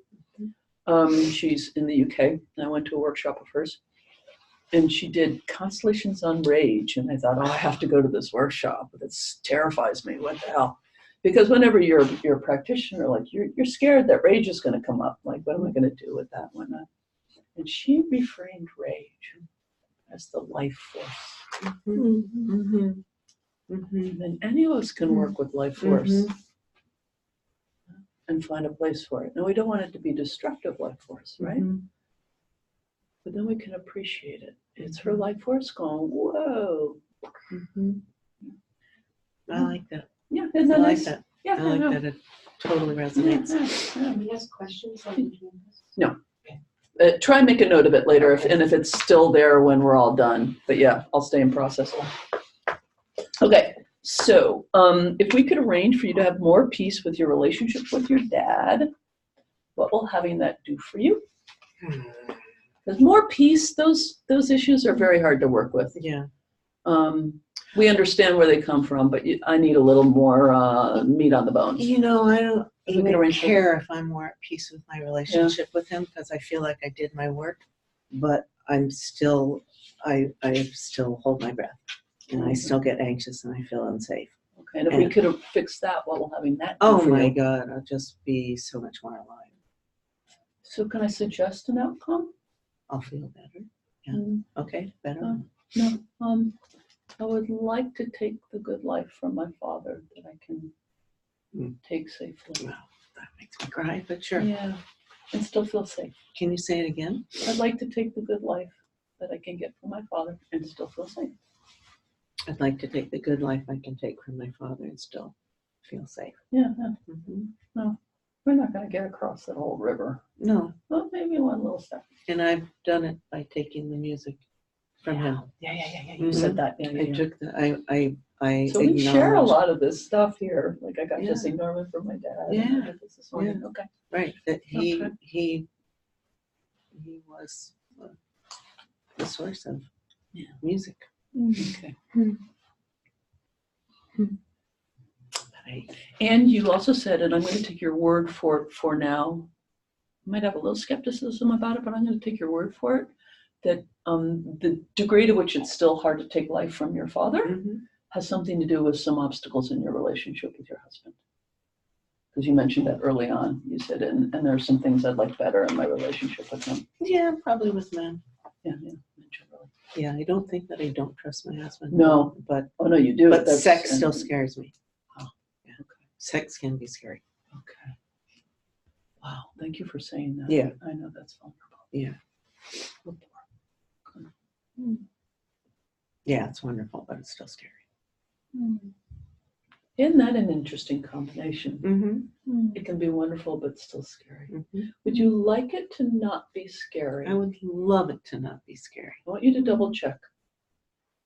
What might you lose that you value if it's not scary anymore?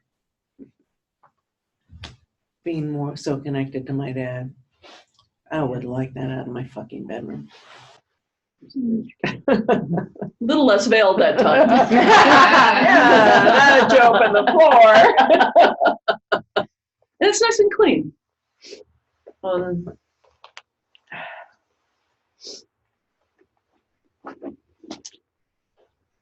And I just want inside me, it raises a question for me. Are parents ever out of the bedroom? I don't know. Yeah. In some way, do we carry them into our most intimate relationships kind of I'm sure. kind of a package deal? And if so, then what way would we like to bring them in? Not in the way Judith's experiencing it, not that way. Yeah. So it's not so much keeping them out of the fucking room, but somehow him being there in a really super different way. Mm-hmm. The effect of them and having, Yeah. my mother shared way too much about their sex life, which was terrifying, and she hated it. And he told us overtly, women don't like sex; they just do it to please their husbands. So you feel like your mother in the room in a different way too. Yeah, I mean, A little oversharing there. yes, not as badly as with my next eldest sister. She even asked her about sexual acts and what they did. But she shared with me, and I've been able to stop her from telling me any details, which that's nice. So just one more thing I'm observing, and then I'm going to let this be a good enough interview on the outcome. There's a whole lot of lack of boundaries in the system, right? Appropriate boundaries, right? So her energy is doing this, right? Which, back to the quotes from Love's Hidden Symmetry, the kid had to do, right? Yeah. But as long as we go through life like this, there's something that also can't come in. But if putting our hands down, the cost of that is being not safe, we won't do it. So I can't say take your hands down, either directly or indirectly, right? I need to be in full rapport. Do this for a second. I need to be in full rapport with that. Even as I am going to help her imagine what version of this would be totally safe, including your dad's been dead for a while. Yeah. Yep. 2 years. Yep. Okay. I wrote a song close to 20 years ago that was, "If you come near me, I'm gonna have to kill you." That was the title. It made me really happy writing it. At some point, you're going to have to put that song away. Yeah, I don't listen. With respect for how it served you for a while. Yeah. Yes, when I had. And not just intellectually, but somewhere in it down in here. That song's still playing Mm-hmm. a little bit. Mm-hmm. Yeah. Yeah, Such that a beautiful album. song. Okay, so I'm going to shift gears here. That's literally what I say to clients after I do. Now, I explored that a little bit more than you might technically want to do that. But I needed to get a little bit more of a feel of the issue. And if you can do this a little bit and help the client get a better sense of their map of the issue, you've already started the constellation. Right? We're already in the space and doing change work here. Yeah. Actually, significantly.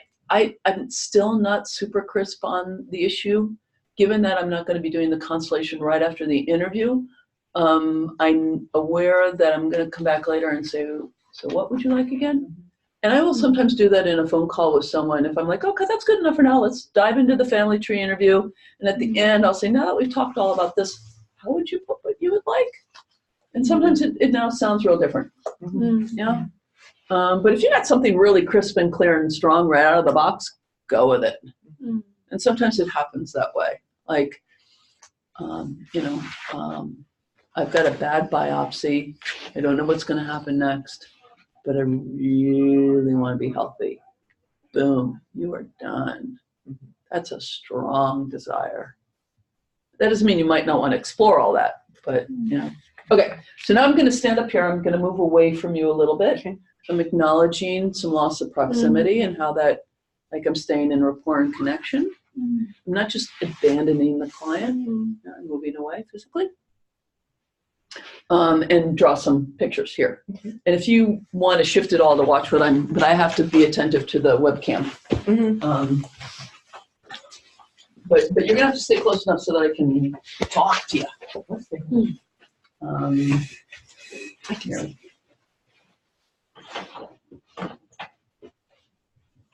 Yeah, I'm gonna move it. So, this is how I do it. It's not how you have to do it. It's just a way I do it. Okay? Squares are men, circles are women, triangles are abortions or miscarriages. Okay? So this is how I do it. Judith, where are you in your sibling lineup of children who are full siblings? I say that because then they'll launch on 2 of 3 and then you find out half of them are half siblings and stuff. I'm 3 of 3 women. Okay. To your knowledge, do you have any, where are you in the lineup? I'm number 3. You're number 3. To your knowledge, do you have any lost siblings due to a miscarriage, abortion, or died young in childhood? No. Okay.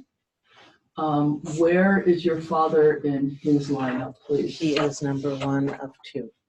In the younger Sister. Any lost siblings to your knowledge in childhood? No. And the same question for your mom. Where is she in hers? She is of full sibs. Half sibs don't count. They do count, but hold off on Okay. them for a second. Of full sibs, she is 5 of 6. Okay, now when it gets to be that big, I don't bother with all that. Mhm. So I do this. 5 of 6. At a certain point, it gets silly. Any of these die in childhood to your knowledge? No. Okay. Do you have any half siblings? Did your parents have any other children other than these 3? Not that I know. Okay. And then I stopped doing sibling questions at grandparents because it just starts getting ridiculous. And where are the half siblings for your mother? They are from her father, from her father's side. And was there a divorce, a death? There was a death. Who died? The other wife? The first wife died. Who is your grandmother or the other? She would be my great grandmother. So this woman? Yeah. It would be your grandmother. Wait a second. Oh, she would be my grandmother. You're right. Yeah? Okay, Yeah. so circumstances of her death or what? Typhoid. How old was your mother? No, I'm not born yet. So the half sibs are from before my grandfather married his second wife. I'm going to stop for a second. Okay. Did this woman, your grandmother, die of typhoid when the children were young? only the half sibs. Sorry, so that grandmother is not my mother's grandmother. That would have been. There's only one. You've only got one grandmother Okay, on this side. so my grandmother, no, my grandmother died at 80. This happens all the Okay, time. Yeah. sorry. Yeah. So you were talking about a previous marriage, He had a previous marriage.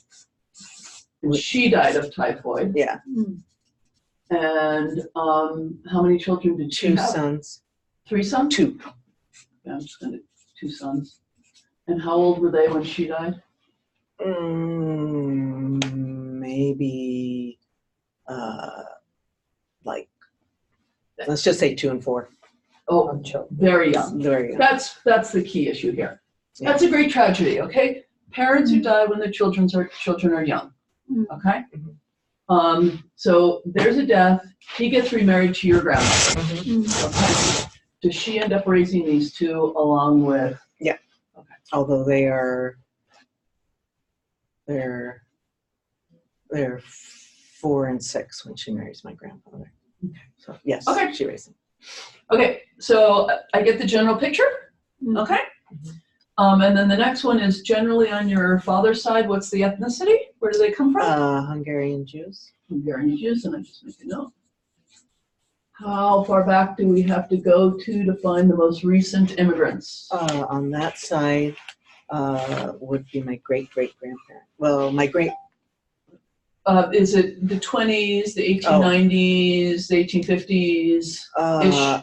Probably Late 19th let's century? say late 19th century. Okay.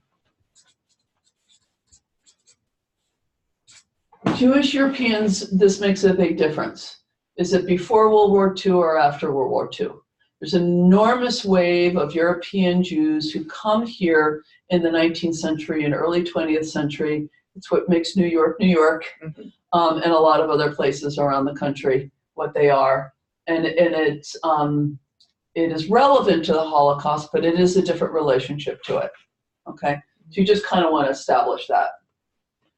Your mom's side? My mom's side, her father was an immigrant. What part of the world? Who are they? Grandfather from Ukraine. Jewish? Yeah, line of rabbis. And grandmother, again, Hungary. Born in Hungary, or No, born in the people US. come from Hungary? The people, yeah, Okay. Hungary is where they came from. She was born here. That's okay. So 3 of them were born here. And again, sort of late 19th century kind of thing, or early 20th? Yeah, she was born probably like 1890. So I'm sorry, the immigration. Oh, the immigration moment. would be, yeah, the immigration would have been late 19th century.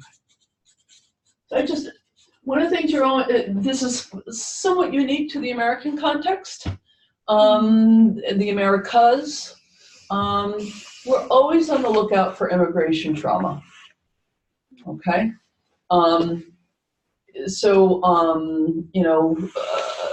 Potato famine, fleeing war, came here illegally and were, persecuted, fleeing conscription, all kinds of stuff like that. Okay.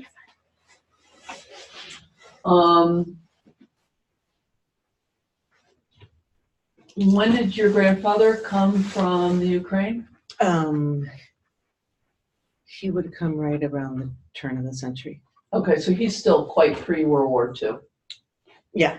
Okay. Yeah. Okay. And then his kids came later. And the 2 sons came The 2 later. sons, he left them. Oh.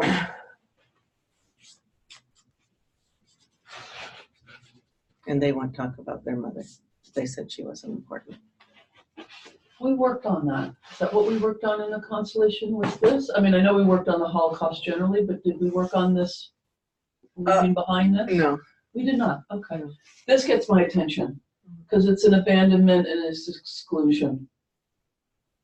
Yeah. Right. We did a constellation basically on grieving the dead of the Holocaust. Because you may, very frequently, and it was not the case with Judah so much, but very frequently what I get with clients whose people came here before World War II is, yeah, so the Holocaust isn't relevant to me because my people came here before that, right?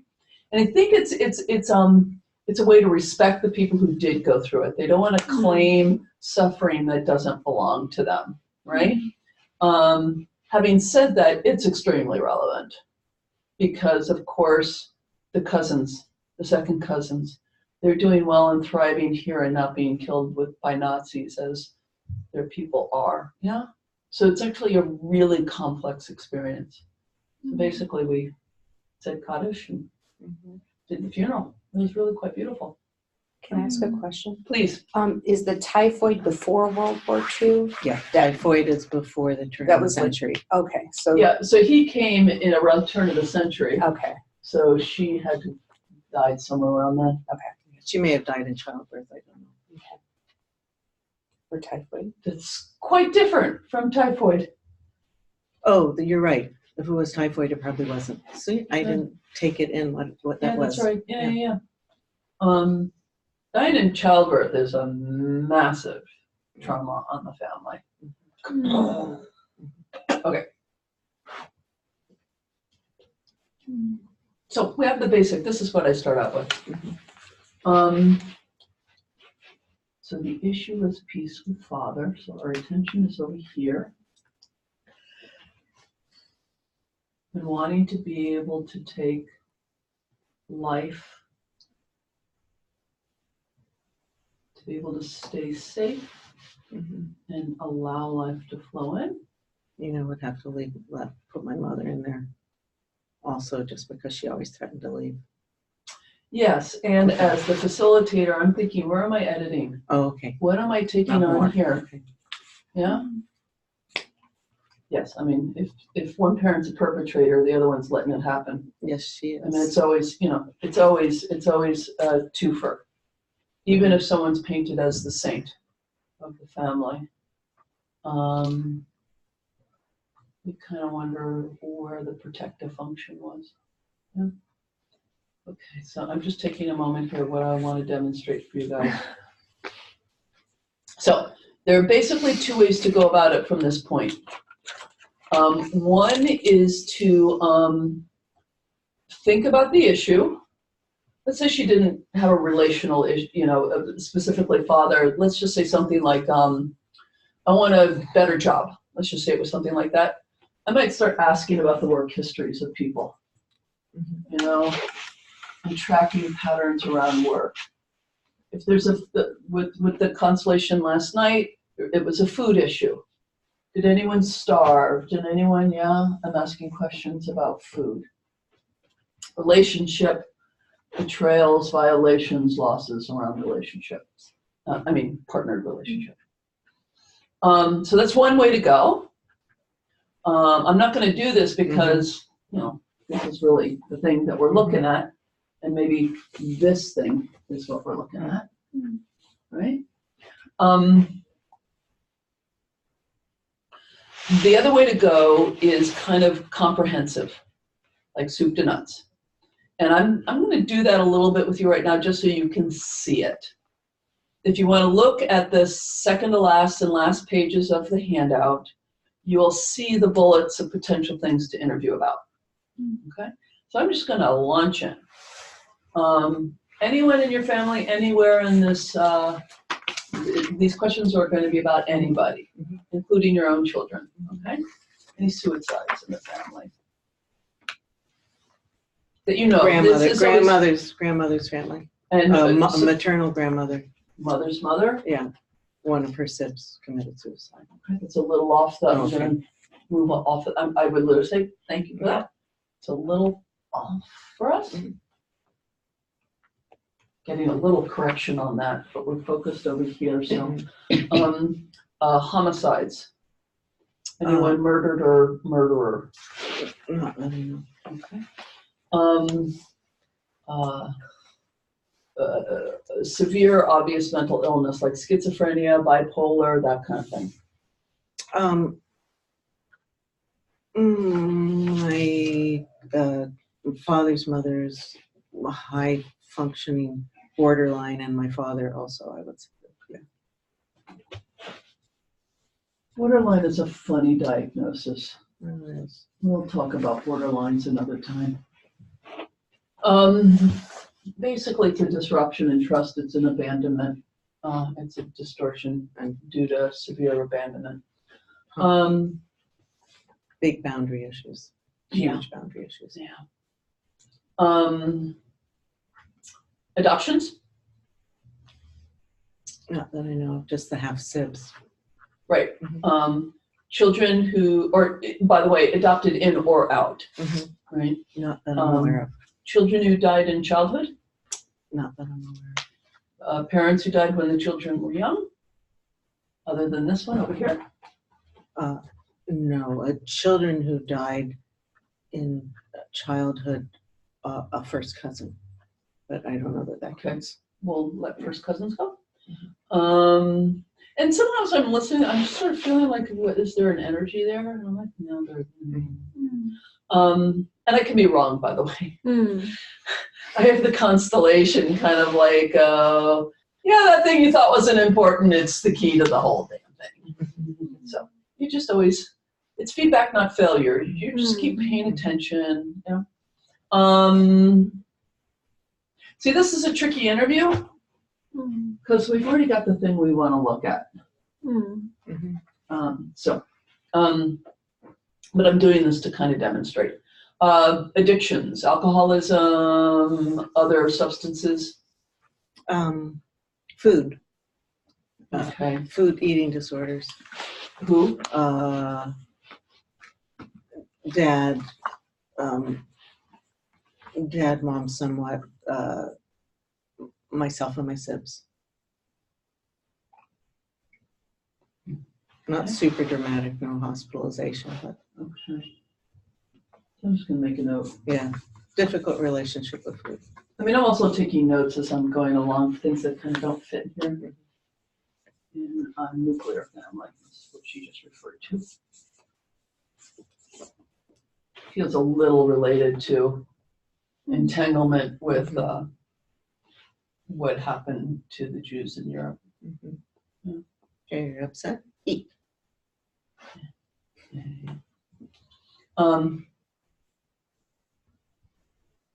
And I want to make a note about that. That's a psychodynamic interpretation. We're all really trained to think that way, and it's not wrong. But it's not the bread and butter, excuse the pun, of Constellation's work. Yeah?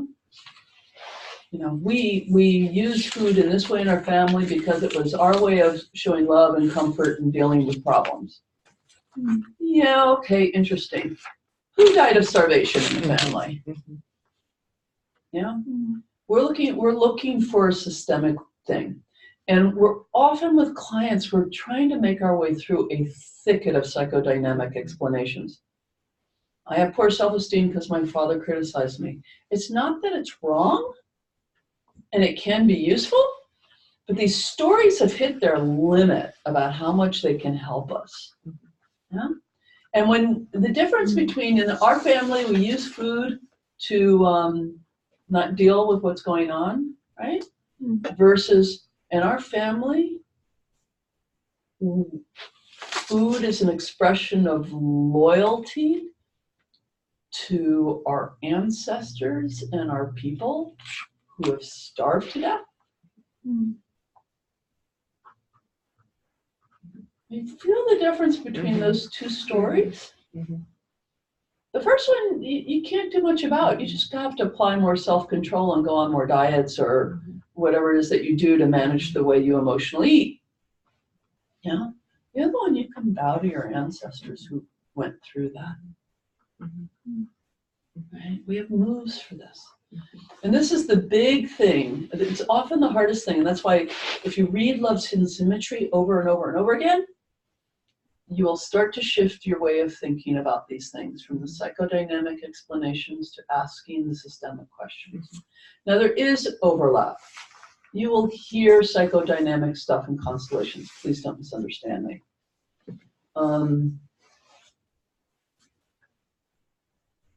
But often the psychodynamic explanation narrows the view, whereas the systemic gives us the larger view. Yeah? So of course you're depressed. your people have been enslaved in America for the last 6 generations. Rather than what's wrong with your mindset that you're still depressed. Right? Or only about the fact that your parents were not great parents. Which may have been the case. Yeah. Anyway, so I just wanted to make that. So just along that line, dinner time was very, very fraught. And both my parents lived through the Depression, and my mother with all those sibs, I'm sure. The Depression is more of a systemic thing. Yeah. And something a little bit more obvious and available to us sometimes. But there was a lot, we were taught to fear food by my mother. Because you had and that's psychodynamic. Oh, it is. All right, that's more psychodynamic. My mother taught me this, and so I had this lesson, and that's why I wrestle with it. It's not wrong. There's nothing wrong with it. It's just not the place that Constellations hangs out in. Okay. Yeah, because it begs the question, how come your mom was so compelled to teach that lesson? Right, that takes us to the next thing. Yeah. And then you can see your mother teaching that as an expression of her loyalty and attempt to remain innocent in the system. Right? Yeah. Okay. It gives us much more creative interventions. Because then we're just dealt with, okay, then I need to do some cognitive behavioral intervention with her around how she thinks about food and what the lessons her mother taught her about food. Yeah. Which is not wrong, it's not bad, it's not what we do in Constellations. Okay.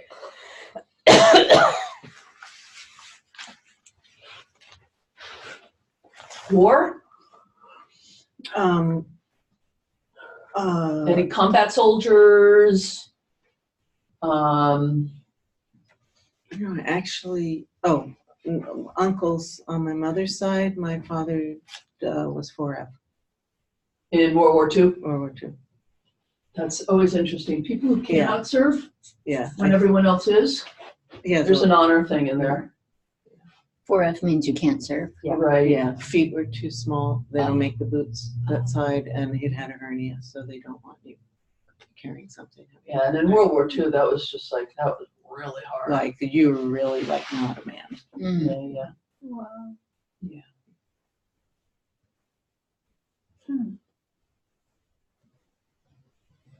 So is everyone getting the feeling for this? Yeah. Now, what I want you to do when you interview each other, I really kind of want you to go through the list. Suicide, adoption. You don't have to do every last bullet. Any closeted homosexuals in your family? You know, there could be, but I doubt it's terribly relevant to the issue here. No. However, I recently had a client who's transgender, and she's paralyzed from telling her mother the truth that he is seeking, surgery and hormone treatment. And we found all kinds of closeted identities all over the place, including a Jewish person who wouldn't admit being Jewish because it wasn't safe, including a gay man who died of AIDS, and they were just all over the place. Yeah. So then, of course, that kind of dynamic becomes really, really important to look at. Yeah? And she could bow to all those people who probably would not have approved of him being transgender, yeah? But who shared this experience of not being able to be fully themselves in the world and the consequences of being yourself fully in a world that won't let you be that. Yeah. Okay, so I'm going to invite you to do that. This is really relevant, I think, to like not being to like feel a man for the army and compensating it with sexual. So again, that's a psychodynamic interpretation. Thank you for revealing that so clearly. We're not really. How do I put this? Something feels missing. No. First of all, the distorted sexuality doesn't get keyed up in adulthood. Adulthood is way too late for distorted sexuality. That stuff gets set by the time you hit puberty. And usually before 3. Okay. And the distorted sexuality in his mother. Before 3 years old? Yeah. Most of the important things about your big level patterns We're set in place by 3. That's the way that's just brain development stuff.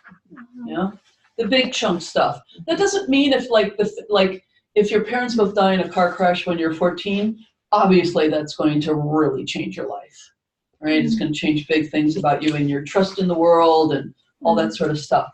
So it's a bit of a generalization, but by and large, the things that really make you you. I'm an introvert. I'm afraid of men.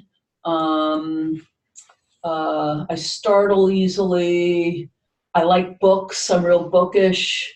I'm rambunctious, and these things are pretty much in place by 3. It's just basic brain development sort of stuff. So something as fundamental as distorted sexuality, and again, there can be exceptions to this sort of thing. Don't get me wrong, but definitely it's set by the time you're getting called up for conscription. That's way too late to create that. Now, it might reinforce something that's already there, but really someone who has a hard time being appropriate with boundaries with the children has already suffered some serious problem with boundaries this way, right? Yeah.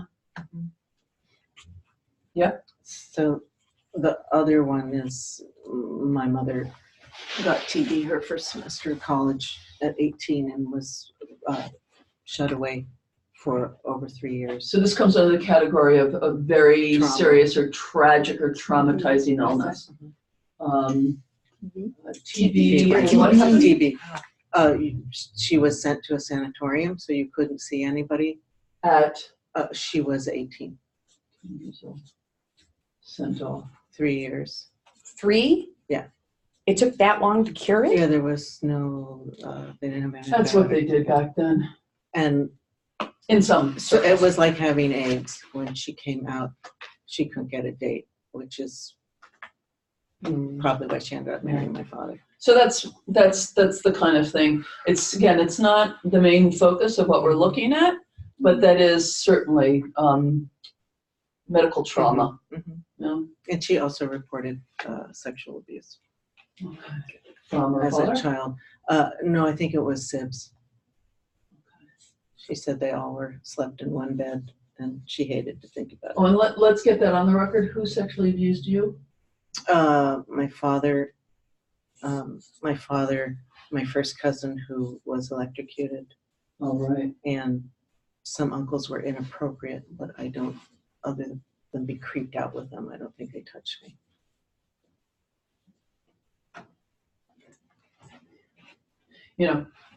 Just tell you, my body, when I did this arrow, felt bad in my body. Yeah, so that's interesting. It's just an arrow. It's just a color on a board, blackboard. But I stepped into the field of Judith's experience. Yeah, totally messed up my sisters. So the others as well. You weren't special. Well, in they regard? will swear that they were never touched, and there's behavior that happened with my cousin that was very traumatic. But my sister says you've ruined my happiest memories. So the take on it is very different. Right. So it's not only all this inappropriate behavior, but the secrets around it. Because just to The punishment. if you do this again, just do that again. That's what the whole family's doing. They're trying to keep something away that they feel like if they let it in, it's going to kill them. Yeah, and they nicknamed me the Meshuggah, like by the time I was 2, And which help means us understand crazy. It's Yiddish for crazy person. Usually, it can be you're Meshuggah. You say something that's not real, but also such a Meshuggah, you don't want to talk to them. So somehow being discounted, I don't know why I was called that as a 2-year-old or 3-year-old. I would never call a child that. So the other thing I just want to name it as I'm just sort of every once in a while you watch me. I'm just kind of stepping in and feeling it a little bit. When I connect with Judith's pretty well put together. You know, Mm. she's hard won and all that stuff. But you know, she's not like one of my crazy clients. I could work on it for you. You know, her boundaries are pretty good. She's pretty resilient. She's self-responsible. And by the way, that's true for everybody in the room so far. They're not special.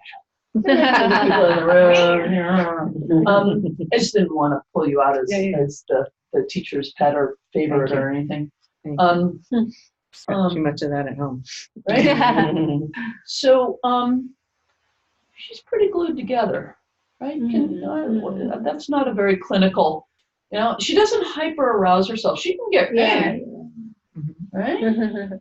But she's not, yeah, okay.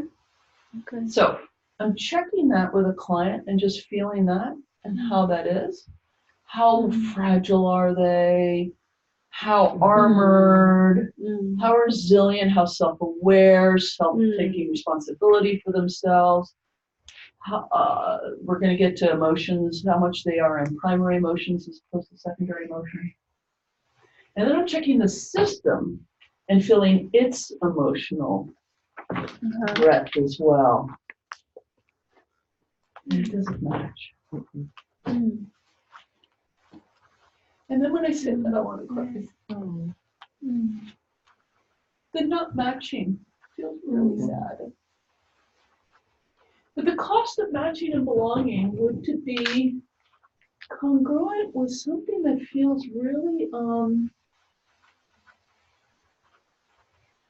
it's this arrow. It's, I'll put it in simple clinical terms, not enough boundaries, not being able to, and it's not caring about it or anything, it's literally kind of having no handle on it.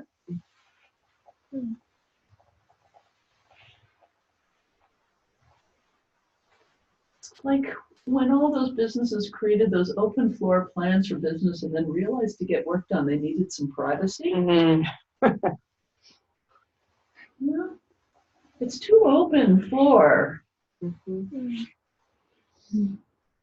There's not enough differentiation is the word in clinical psychology. I always thought I was adopted.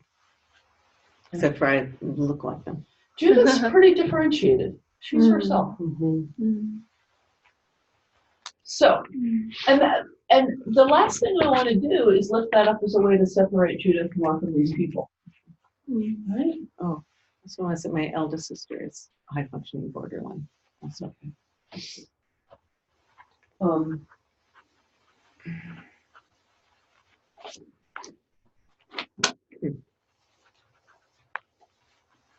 So I know when I'm evaluating here is when I do the constellation, I trust Judith and her capacities, and this feels a little fraught. Like this is going to be a little challenging for the group. Something about this. The same thing with the second constellation. I was a little feeling like I needed to feel some groundedness and some structures in a family that in a different way than Judith's has this same sort of sense. You mean for the representatives as well? Yeah, when for they the do whole, this, for it's everyone going to there. be challenging. Yeah. Or could be. Could be. Yeah, like I don't want to be, I want to be a little extra rigorous with myself around having the container, chunking down, being clear about what we're up to. I mean, basically in my role as facilitator, providing a lot of differentiation. Yeah. And the whole system goes, oh, we're good. This is wacky stuff, but we're fine. We're fine. We're good. You're tracking me here? Yeah. Another way to put it is that as opposed to little, so I'm not paying total attention to Judith's particular pieces of trauma, because often it's about particular pieces of trauma. Those abortions, that tragic death, that blah, blah, blah. The whole thing feels like a trauma field to me. And somehow over here, Judith is trying to figure out how to sort of manage herself and adapt and still be herself and live. She's done kind of a 5-star job. And I'm going to guess there's somebody out here, some amazing star of an ancestor. It's been keeping an eye on you. That's real nice. Yeah. That's so nice. Because we, 3-year-old isn't going to figure that out on their own. No? I mean, you didn't come with anything more than your siblings did, right? But somehow you've. Right. I had them as a buffer. Maybe. That's also possible. Right. That's also possible. Although they were not kind either. Yeah. So at any rate, just to say, just like this, there's an aura of sacred sanity somewhere up here. It's so healing just to think that. And the good news is that Judith was resourced in a way that made her different, and the bad news is that she was resourced in a way that made her different.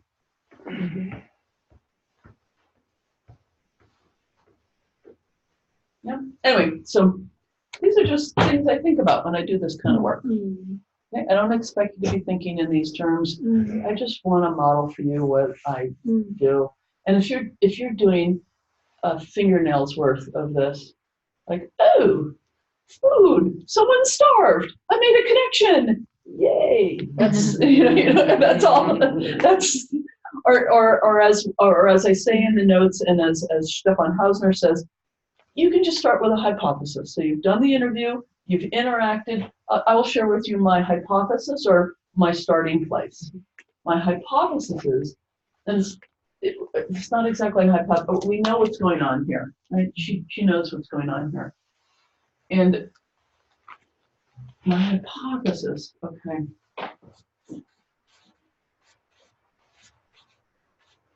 Okay. Fathers, etc., etc. Is to connect Judith up with this lineage, this line. The fathers. In constellations, 2 very strong repeating archetypal images is resourcing people with the fathers, or their mothers. I'm sure both would be fine and useful, but in terms of how she posed what she would like, there's something about connecting up with this, and then seeing what, maybe I set that up and it's real easy and it's real available, in which case we're done real fast. Or there's a snag or an interruption or a problem, and then that's where I would want to say, well, where did the father's lineage get interrupted and distorted? And is there something we can bring in order so that she can say yes to the father's strength? And so it feels really good and safe for her body. That might have something to do.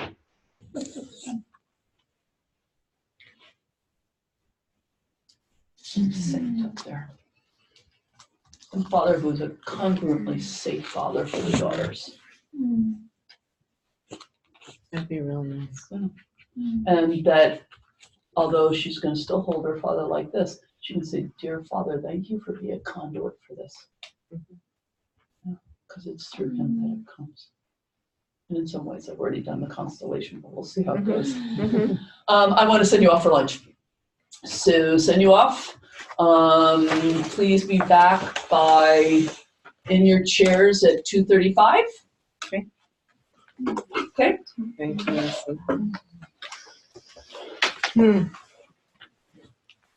And I'm really behind, but that's par for the course. I keep trying to par back my expectations and my outlines. And I